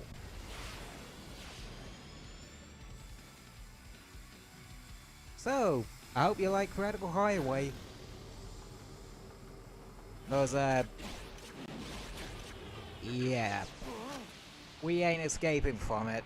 Back in the Doom Zone we go.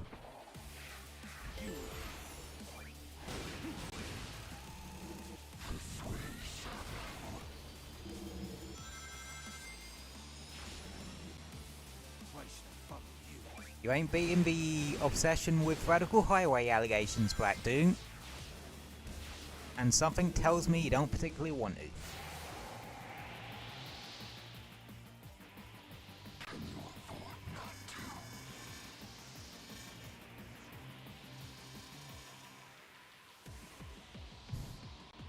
But I like some of the theories as to why Black Doom specifically chose Radical Highway.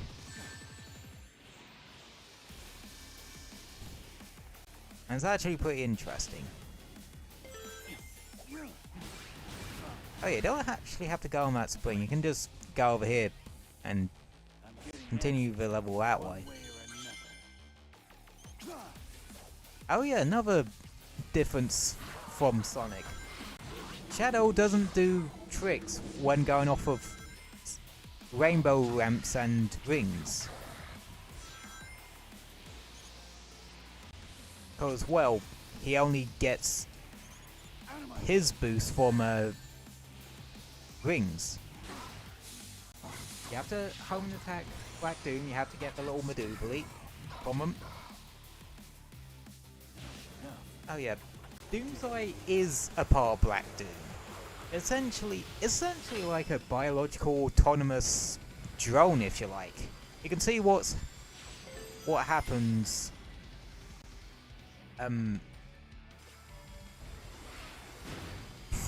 What's happening in the world through it.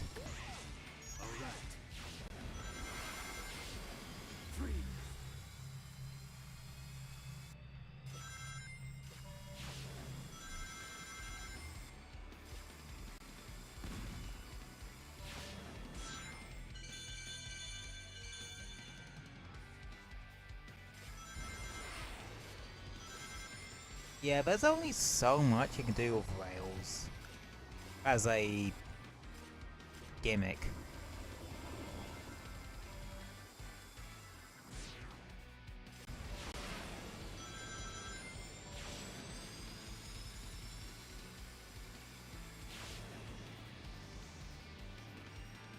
And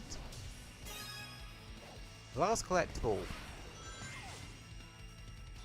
And boom.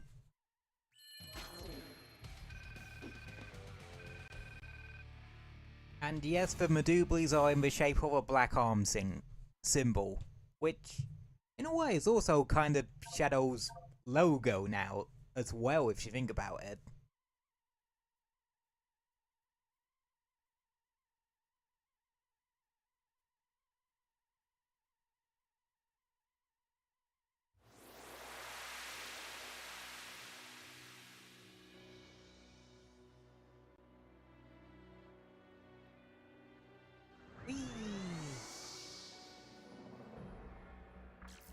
Into the ominous orbing sky that...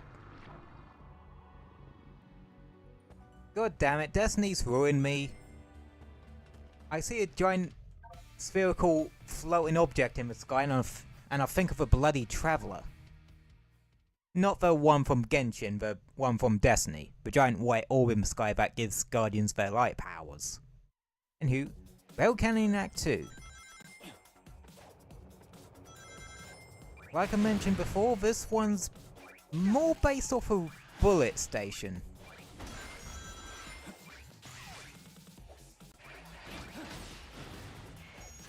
Than,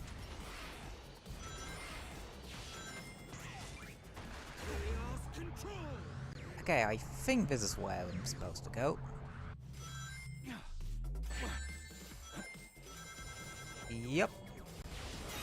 Okay.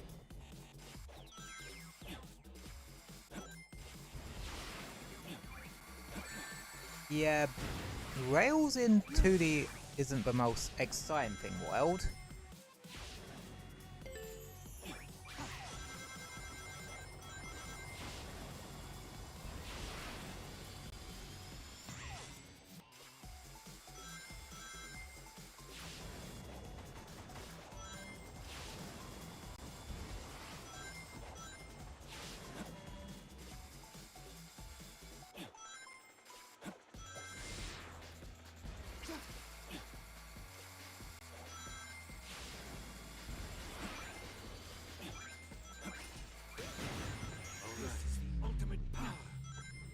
Now I remember, that's where it is.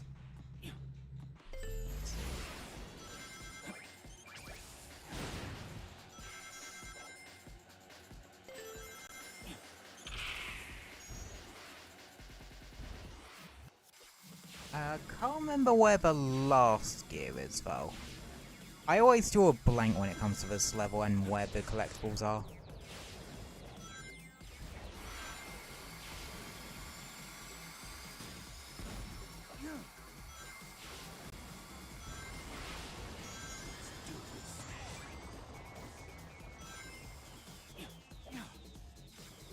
Though I think I am starting to remember where it is.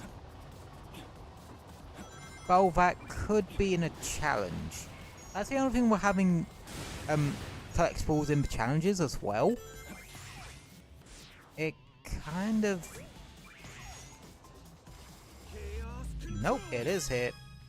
Okay. I couldn't remember if it was here or in the challenge where... Rail Canyon challenge where you had to use Chaos Control a whole bunch.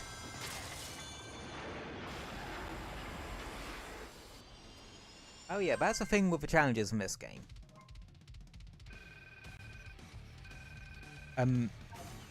They always fall in one of a couple of types. Some of them are just like Sonic generations where it's just an obstacle course to get to the goal. But a lot of the other ones are get a certain amount of rings, defeat a certain amount of things. This is to do with your chaos control, etc, etc. Nom.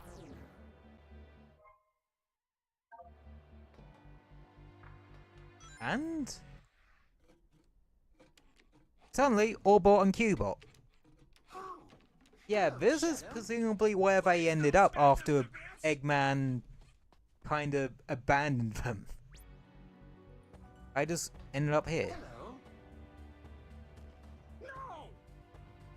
Yes! So, we found what appears to be a framework of a rocket. It's magic, we complete it, we can sleep the bonds of this ceaseless expanse. Yeah, one can fly out of this white void too. I select speed and tenacity to search for parts, you see. And we're lazy. If so, if you don't mind, could you help look for parts that could help in reconstruction? I'll save you a say on escape, rocket buddy. Words. So, there are actually Black Doom enemies here, but we can't actually defeat them. Oh yeah, if any of you are wondering, this is what the machine parts scattered around are for.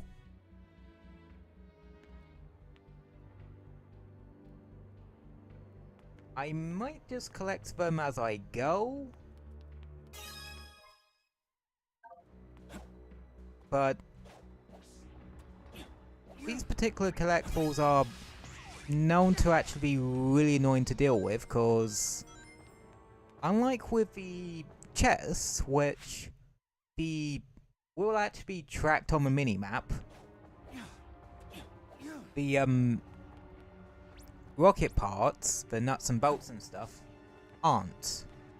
So they're a lot more annoying to deal with.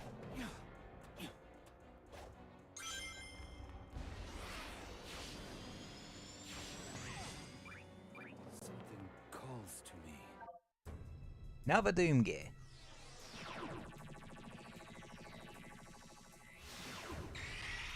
Into another egg. It hatches. No. No.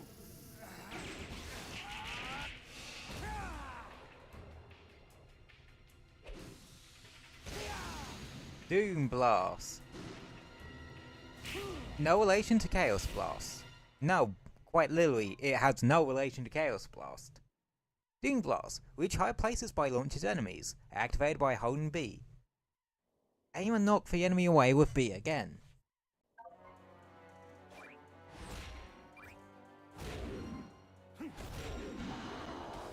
see it's flying. There. Yeah, they get creative with some alternate... Whoa. Who else? Challenges. So, notice here that there are 4 keys. You only need 3 of them to open this particular boss gate. That's because you can now get those keys and at any point.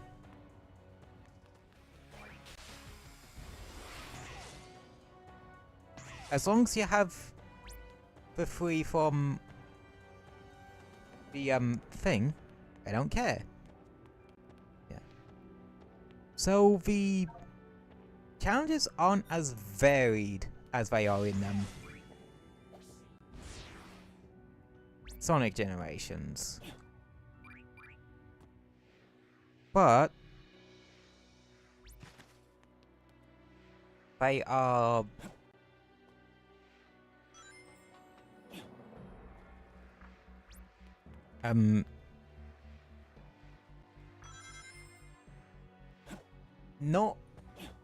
they are not nearly as annoying. When you beat them, they do have little bells on top of the gate, and you need to track down the music note from there. And let me tell you, they are way more annoying than in Sonic Generations to actually get. But at least getting back up to the gates aren't as annoying. Not by a long shot.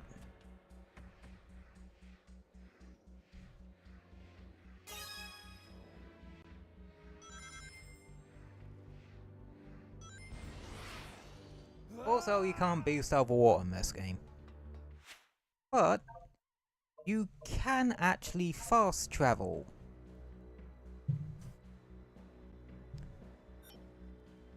Which, yeah, something that would have been way more helpful in Sonic Generations than here. Yeah. So, with the way I'm gonna do collectibles in this game.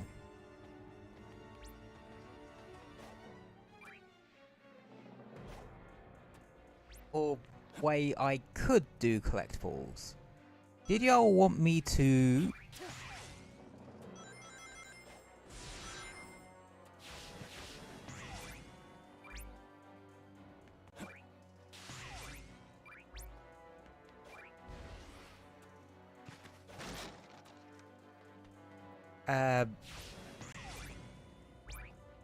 do y'all want me to just stockpile them and just stockpile all the collectible chest gears and simply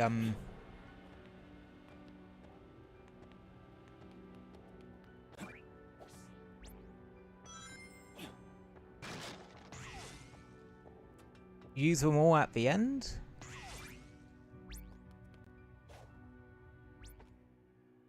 Or did y'all want me to grab them as I go along?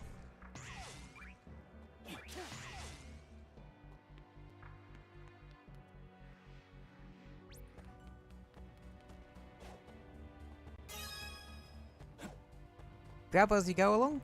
Okay.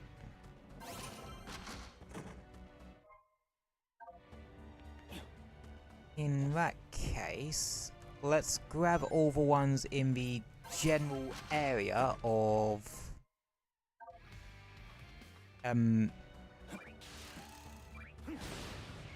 Space Colony Arc.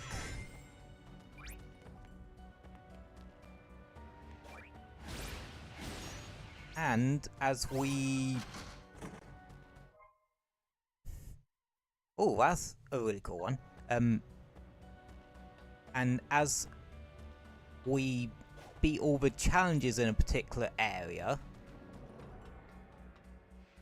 we'll then grab... yeah, I think what we'll do...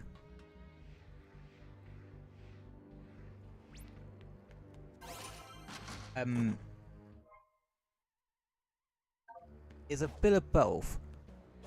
We'll do the challenges in the area, so we can grab the music notes for them. And we'll then sweep the area for all chests, unlocking them as we find them.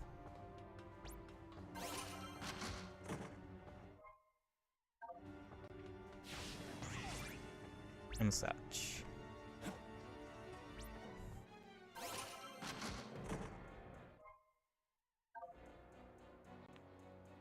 Right, that should be all the chests over here. From what it looks like.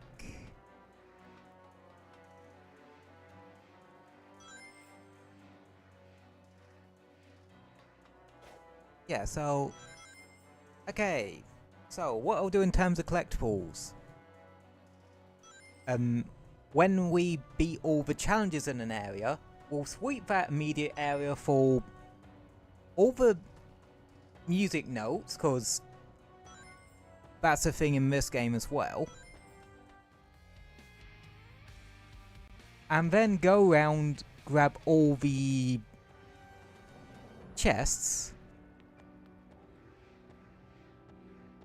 And as for chests in sort of boss areas and that, we'll grab them as we go along, as we find them. Though there might be times where we don't have enough gears to unlock all the chests. And I'll also make sure to sweep for the nuts and bolts, because you can grab a couple of collectibles from Orbot and Qbot that way as well. But right now, we're gonna leave the challenges till next time and do our first Shadow Generations Collection Room history lesson. Anywho, this is what Shadows 1 looks like.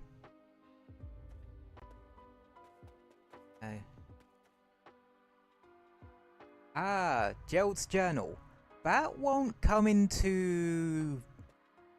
That won't be relevant as another collectible would have to go for, but those don't start showing up until after we beat the first boss next time. Because it's only the first and last cover. Yeah. Movies. Characters.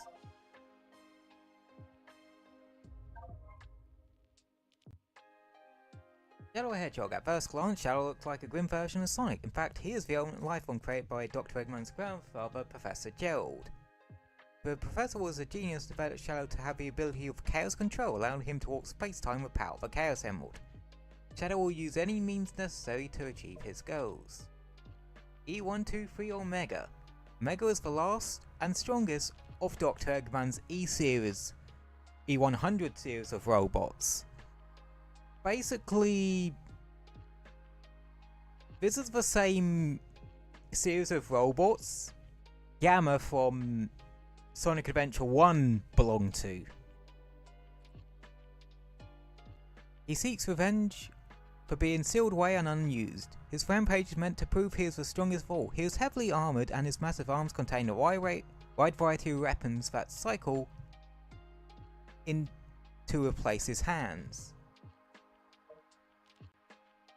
Orbot, a robot attendant to Dr. Eggman.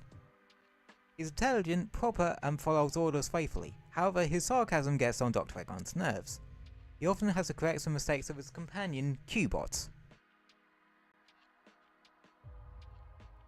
Orbot and Qbot do actually show up in Sonic Racing Cross Worlds. Like, in the main menu you see them, just chilling out. And in multiplayer lobbies, you see them there as well. It almost seems like Eggman was legitimately helping the Donpole with some of the running of that whole thing. Not in a malicious way, more as a, if I'm here, I might as well lend my brilliant genius and resources to help it run even more smoothly. It's probably some way to promote the Eggman Empire and just boost Eggman's ego. Cubot, a robot dependent to Dr. Eggman. He's friendly and laid back, but not as bright as his counterpart, Orbot. He's extremely loyal, but lacks initiative and always waits to be given orders, which frustrates Dr. Eggman. Even though Orbot's always picking up his slack, they still get along very well. So yeah, a thing to know about Orbot and Cubot. They debuted in Sonic Colors, but Orbot's the more interesting one out the two. Cause he resembled the attendant robots Eggman had in Sonic Unleashed. Hell, there are theories that Orbot is actually the attendant that showed up in the final cutscene of Unleashed, and that Eggman just simply repurposed him. I don't believe that particular theory myself. I think they're just different robots entirely. Because even though that robot in Unleashed was pretty sarcastic,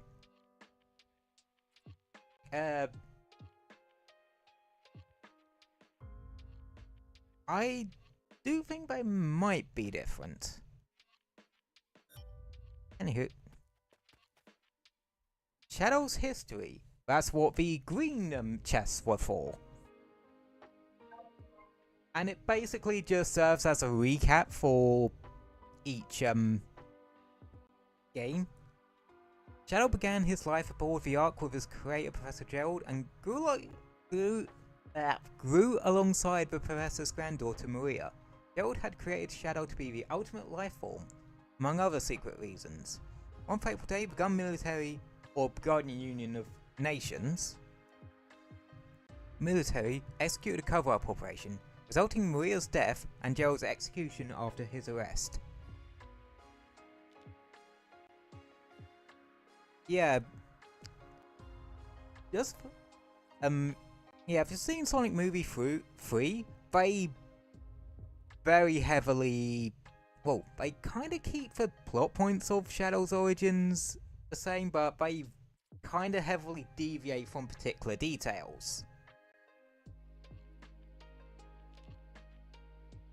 Shadow was captured and put into stasis. 50 years later, Dr. Eggman, Gerald's grandson, broke into the military vault to free Shadow and use him as the ultimate weapon. Shadow agreed to help, secretly driven by an intense desire for revenge. Shadow's true goal was to assemble the Chaos Emerald and to power the Eclipse Cannon, a space-based weapon capable of destroying the world. However, Sonic and his friends stood in his way. After a fierce battle, the threat of the Eclipse Cannon was neutralized. However, the backup plan was activated. Professor Gerald's posthumous confession was played for everyone, revealing he tampered with Shadow's memories and the Ark itself, and wanted revenge on the whole world for Maria's death. With the Eclipse Cannon disabled, the Ark was set on a crash course with Earth. Sonic and the others hurried to avert the catastrophe. Aim Rose pleaded with Shadow to get him to help, and her words awakened his true memories, that Maria wanted the people of the world to be safe and happy. Shadow raced to aid Sonic in saving the world. After an epic struggle, the Earth was safe, but Shadow had disappeared.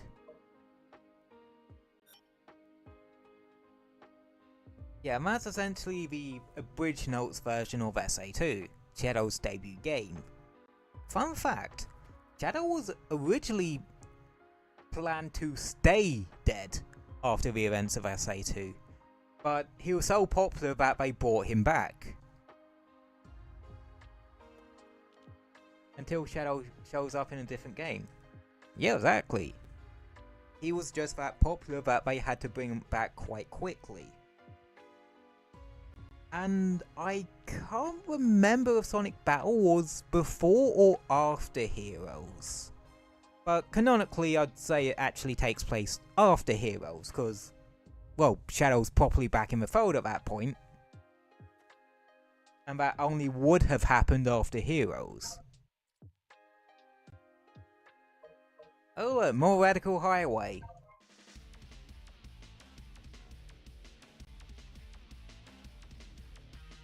Fun fact, this was actually the SA2 level in the 3DS version of Sonic Generations. It was utter shit. The level, not the game as a whole. The game as a whole was decent, but nothing to write home about, and they definitely missed the mark with trying to celebrate Sonic's handheld history with that one. Rhythm and balance for White Jungle. Basically, this is Shadow's equivalent of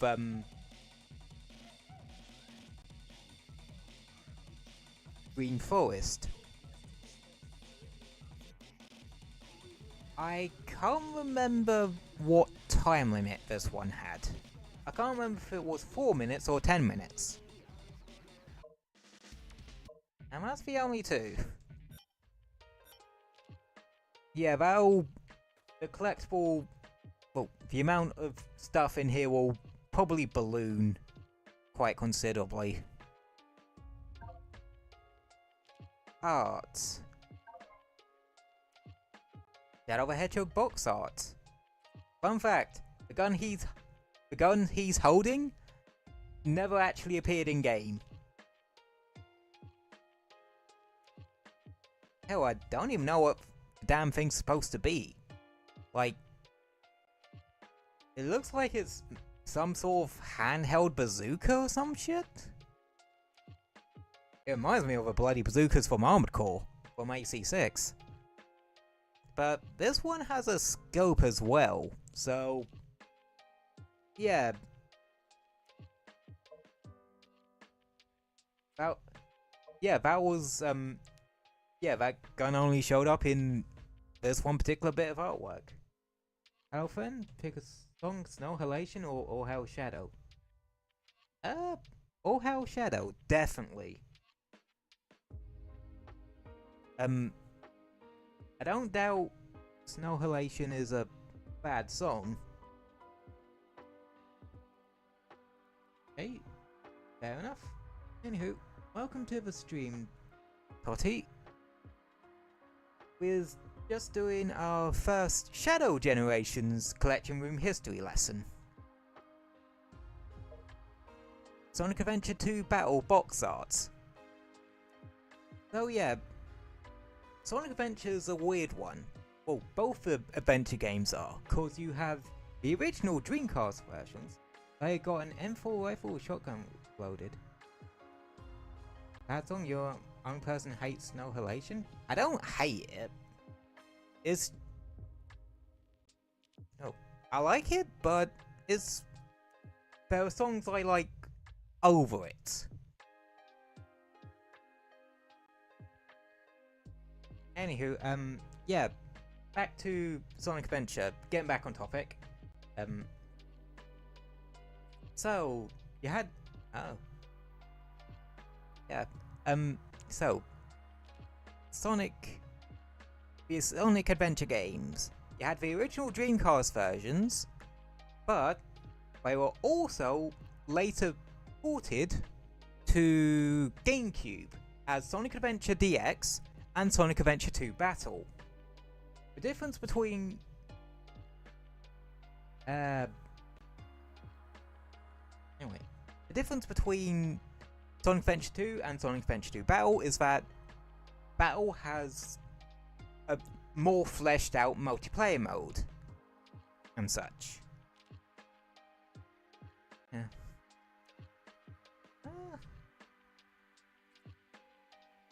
Next, either a meme or Green Hill.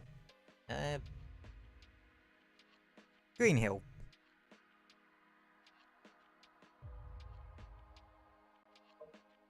Sonic Heroes box art.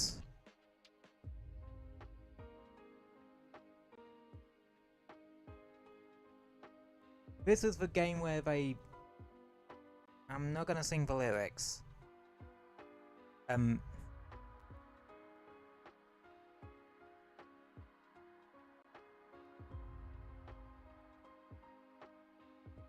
Anyway, Sorry, my brain just got threw off there.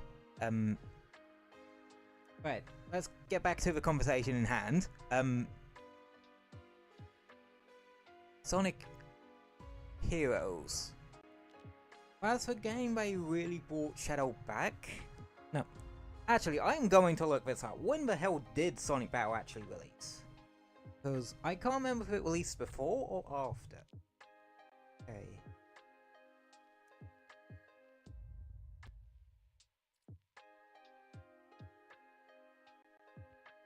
Released.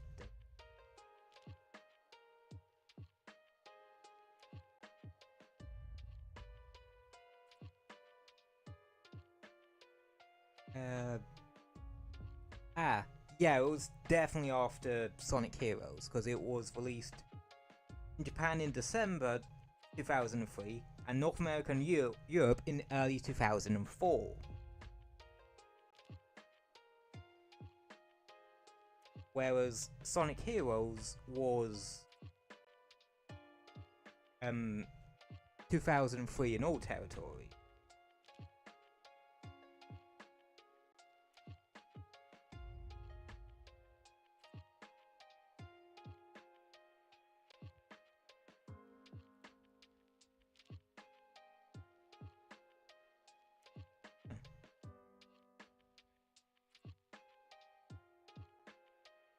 Oh, Sonic Heroes was actually also early 2024. No, 2004. But only just 2004. So really they came out about the same time. Really. Sonic the Hedgehog, or Sonic 06, box art. US, EU, and JP Asia.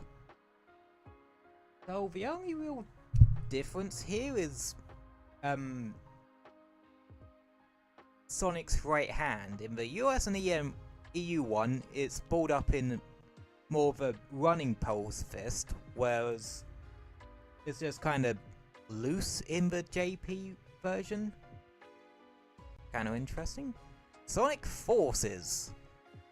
Yeah, this is what I meant about Shadow Generations. Not only covering Shadow's past, but also covering the games that actually came out after Sonic Generations.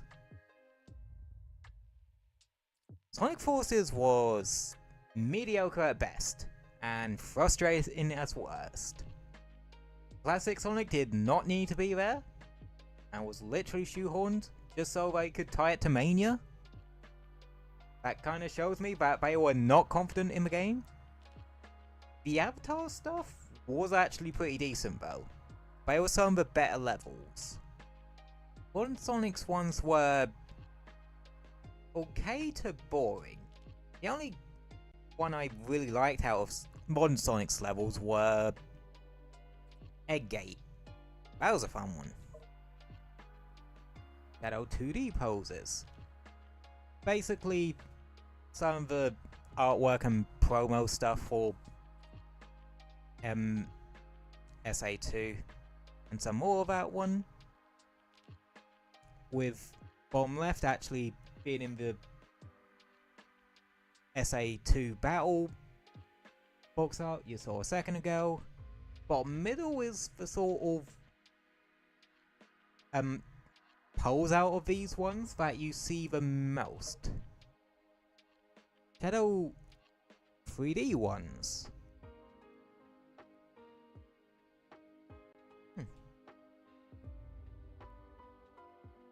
Can't really think of any that here that are used too much. Maybe top left. Ah, there's another one.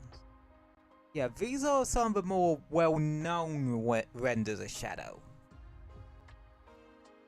Especially like top middle there. And this last one is actually really interesting. Shadow animation poses. However, they don't fit the art style of the other 2D ones. And I think I know a reason for that. like it. These are, say, animation poses rather than 2D poses, meaning they're meant for, well, animation. And I can only think of one thing from the early 2000s that has shadow in it and has this art style. I think these are animation poses for shadow in Sonic X. Sonic X was a anime that ran from I can't remember where it started, but it was like ran up until like 2005-ish. It had 3 seasons. It was one of the ones that were dubbed, one of the animes at the time that was dubbed into English by the dubbing house 4Kids. And that.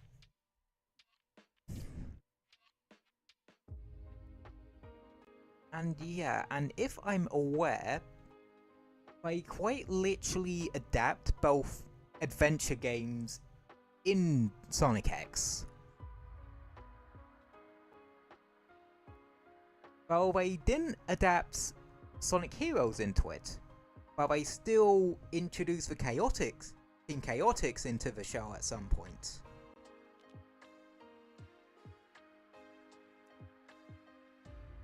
Also, there were times in the Japanese dub where the characters did just straight out swear.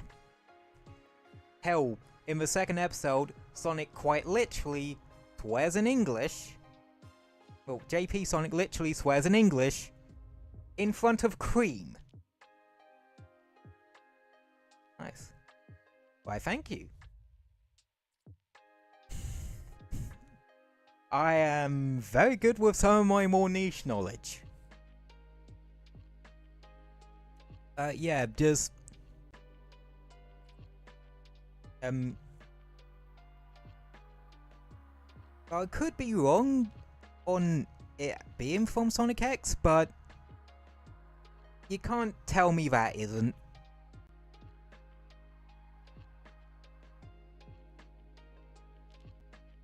Like, down to the way they've done the shading, where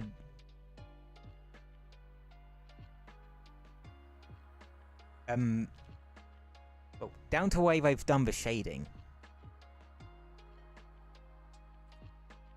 Though the shading on them is actually really nice.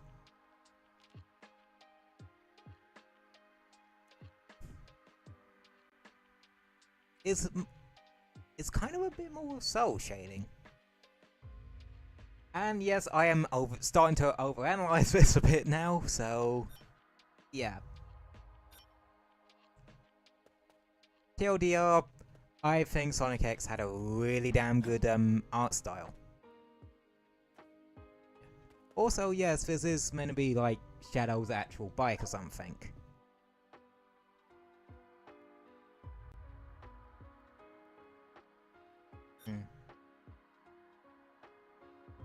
If I ever introduce bikes into Sonic Racing Cross Worlds for whatever reason, Shadow's bike would probably be one of the first. That and Big Spike from Sonic and Sega All-Stars Racing. Yeah, they randomly decided to put Pig in that game and give him a motorcycle. But yeah, that is the first Shadow Generations collection room history lesson.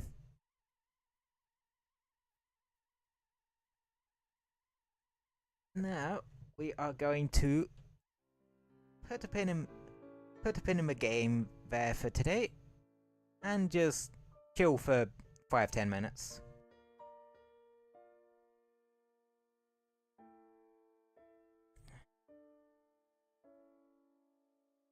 But yeah. that's honestly just about where I expected we would get up to with Shadow Generations. The Sonic Generations Challenge Cleanup Part 2 took a bit longer than I expected. But, hey, that can happen sometimes.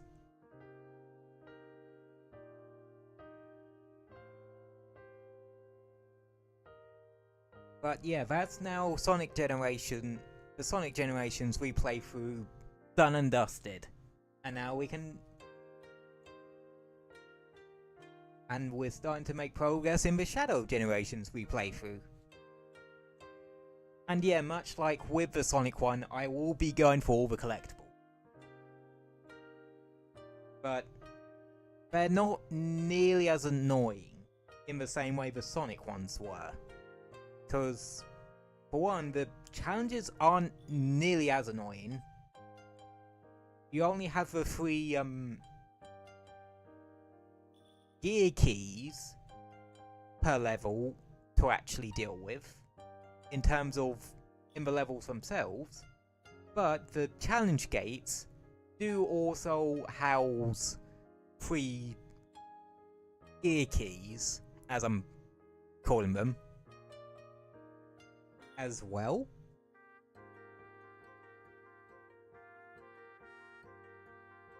And once you beat that first boss, the sort of white space opens up quite considerably, and they introduced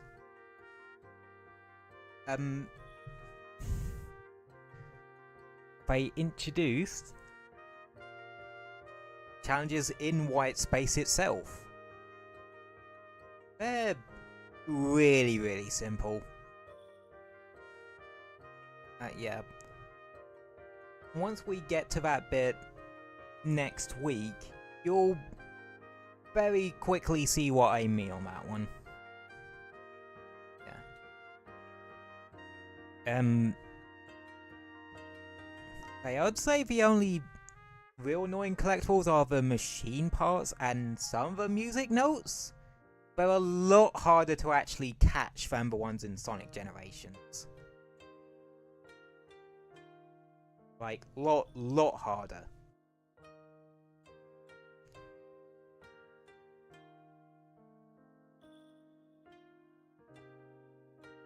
But the actual stuff you get from said collectibles, like I said, not only covers Shadow's history, but covers games after Sonic Generations. I don't think there's any collectibles from Sonic Lost World, but no, there are ones from Forces, Frontiers, and I think even Team Sonic Racing has a collectible or 2 in there. Because I know one of the tracks you can get is Green Light Ride, which is the main theme of Team Sonic Racing. And it was actually the last one Crush 40 actually did. I have to go to sleep. Beamy, thank you for popping in and hanging out for a bit, Novum. Yeah, I'm thinking of maybe see you next time. Yep. I'm thinking of maybe finishing up myself, cause it is, well, we've gone for a fair while today.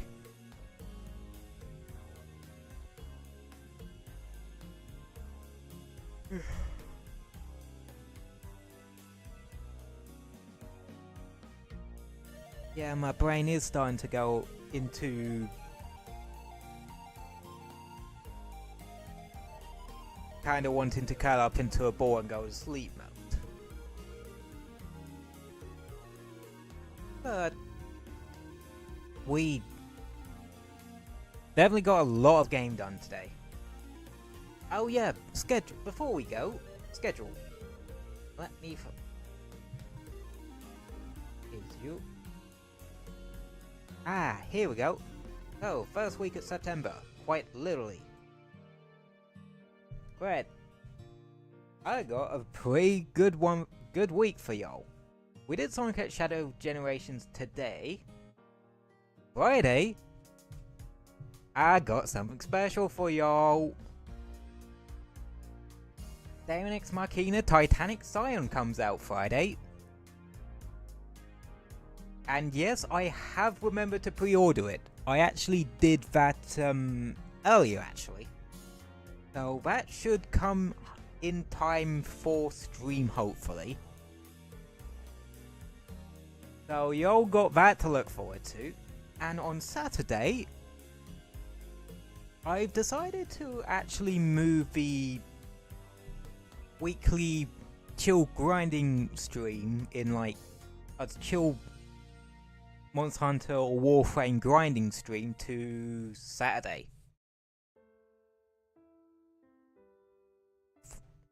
Because you guys quite seem to like me doing that on a Saturday, so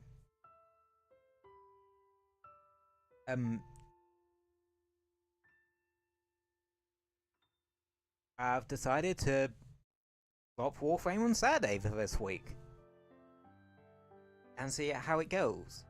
We would either be doing a bit of grinding some prime parts still. Oh, some prime part grinding. Doubly so if Barracuda actually shows up, but I think he showed up last week? I can't remember. We'd either be doing that, or we would be building up our Lavos Prime that we got the other week. He is fully built now, and I have messed about with his abilities, and he is very much a me kind of Warframe. Bit of a ability soup kind of Warframe, quite literally with how his mechanics work. Unfortunately, one of his... Oh, anyway, that's the schedule for this week. Yeah, new game on Friday. Hope you're all looking forward to that one. But, yeah. Lavos in Warframe. Yeah, unfortunately, I do not have access to one of his mods, because it's in... You can only get it from 2 of the syndicates that kinda want me dead in that game. So, yeah. I may have to finally bite the bullet and trade. Augment for augment.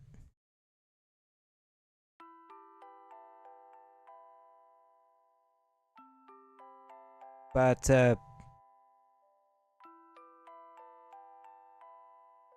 because it's a augment that sort of helps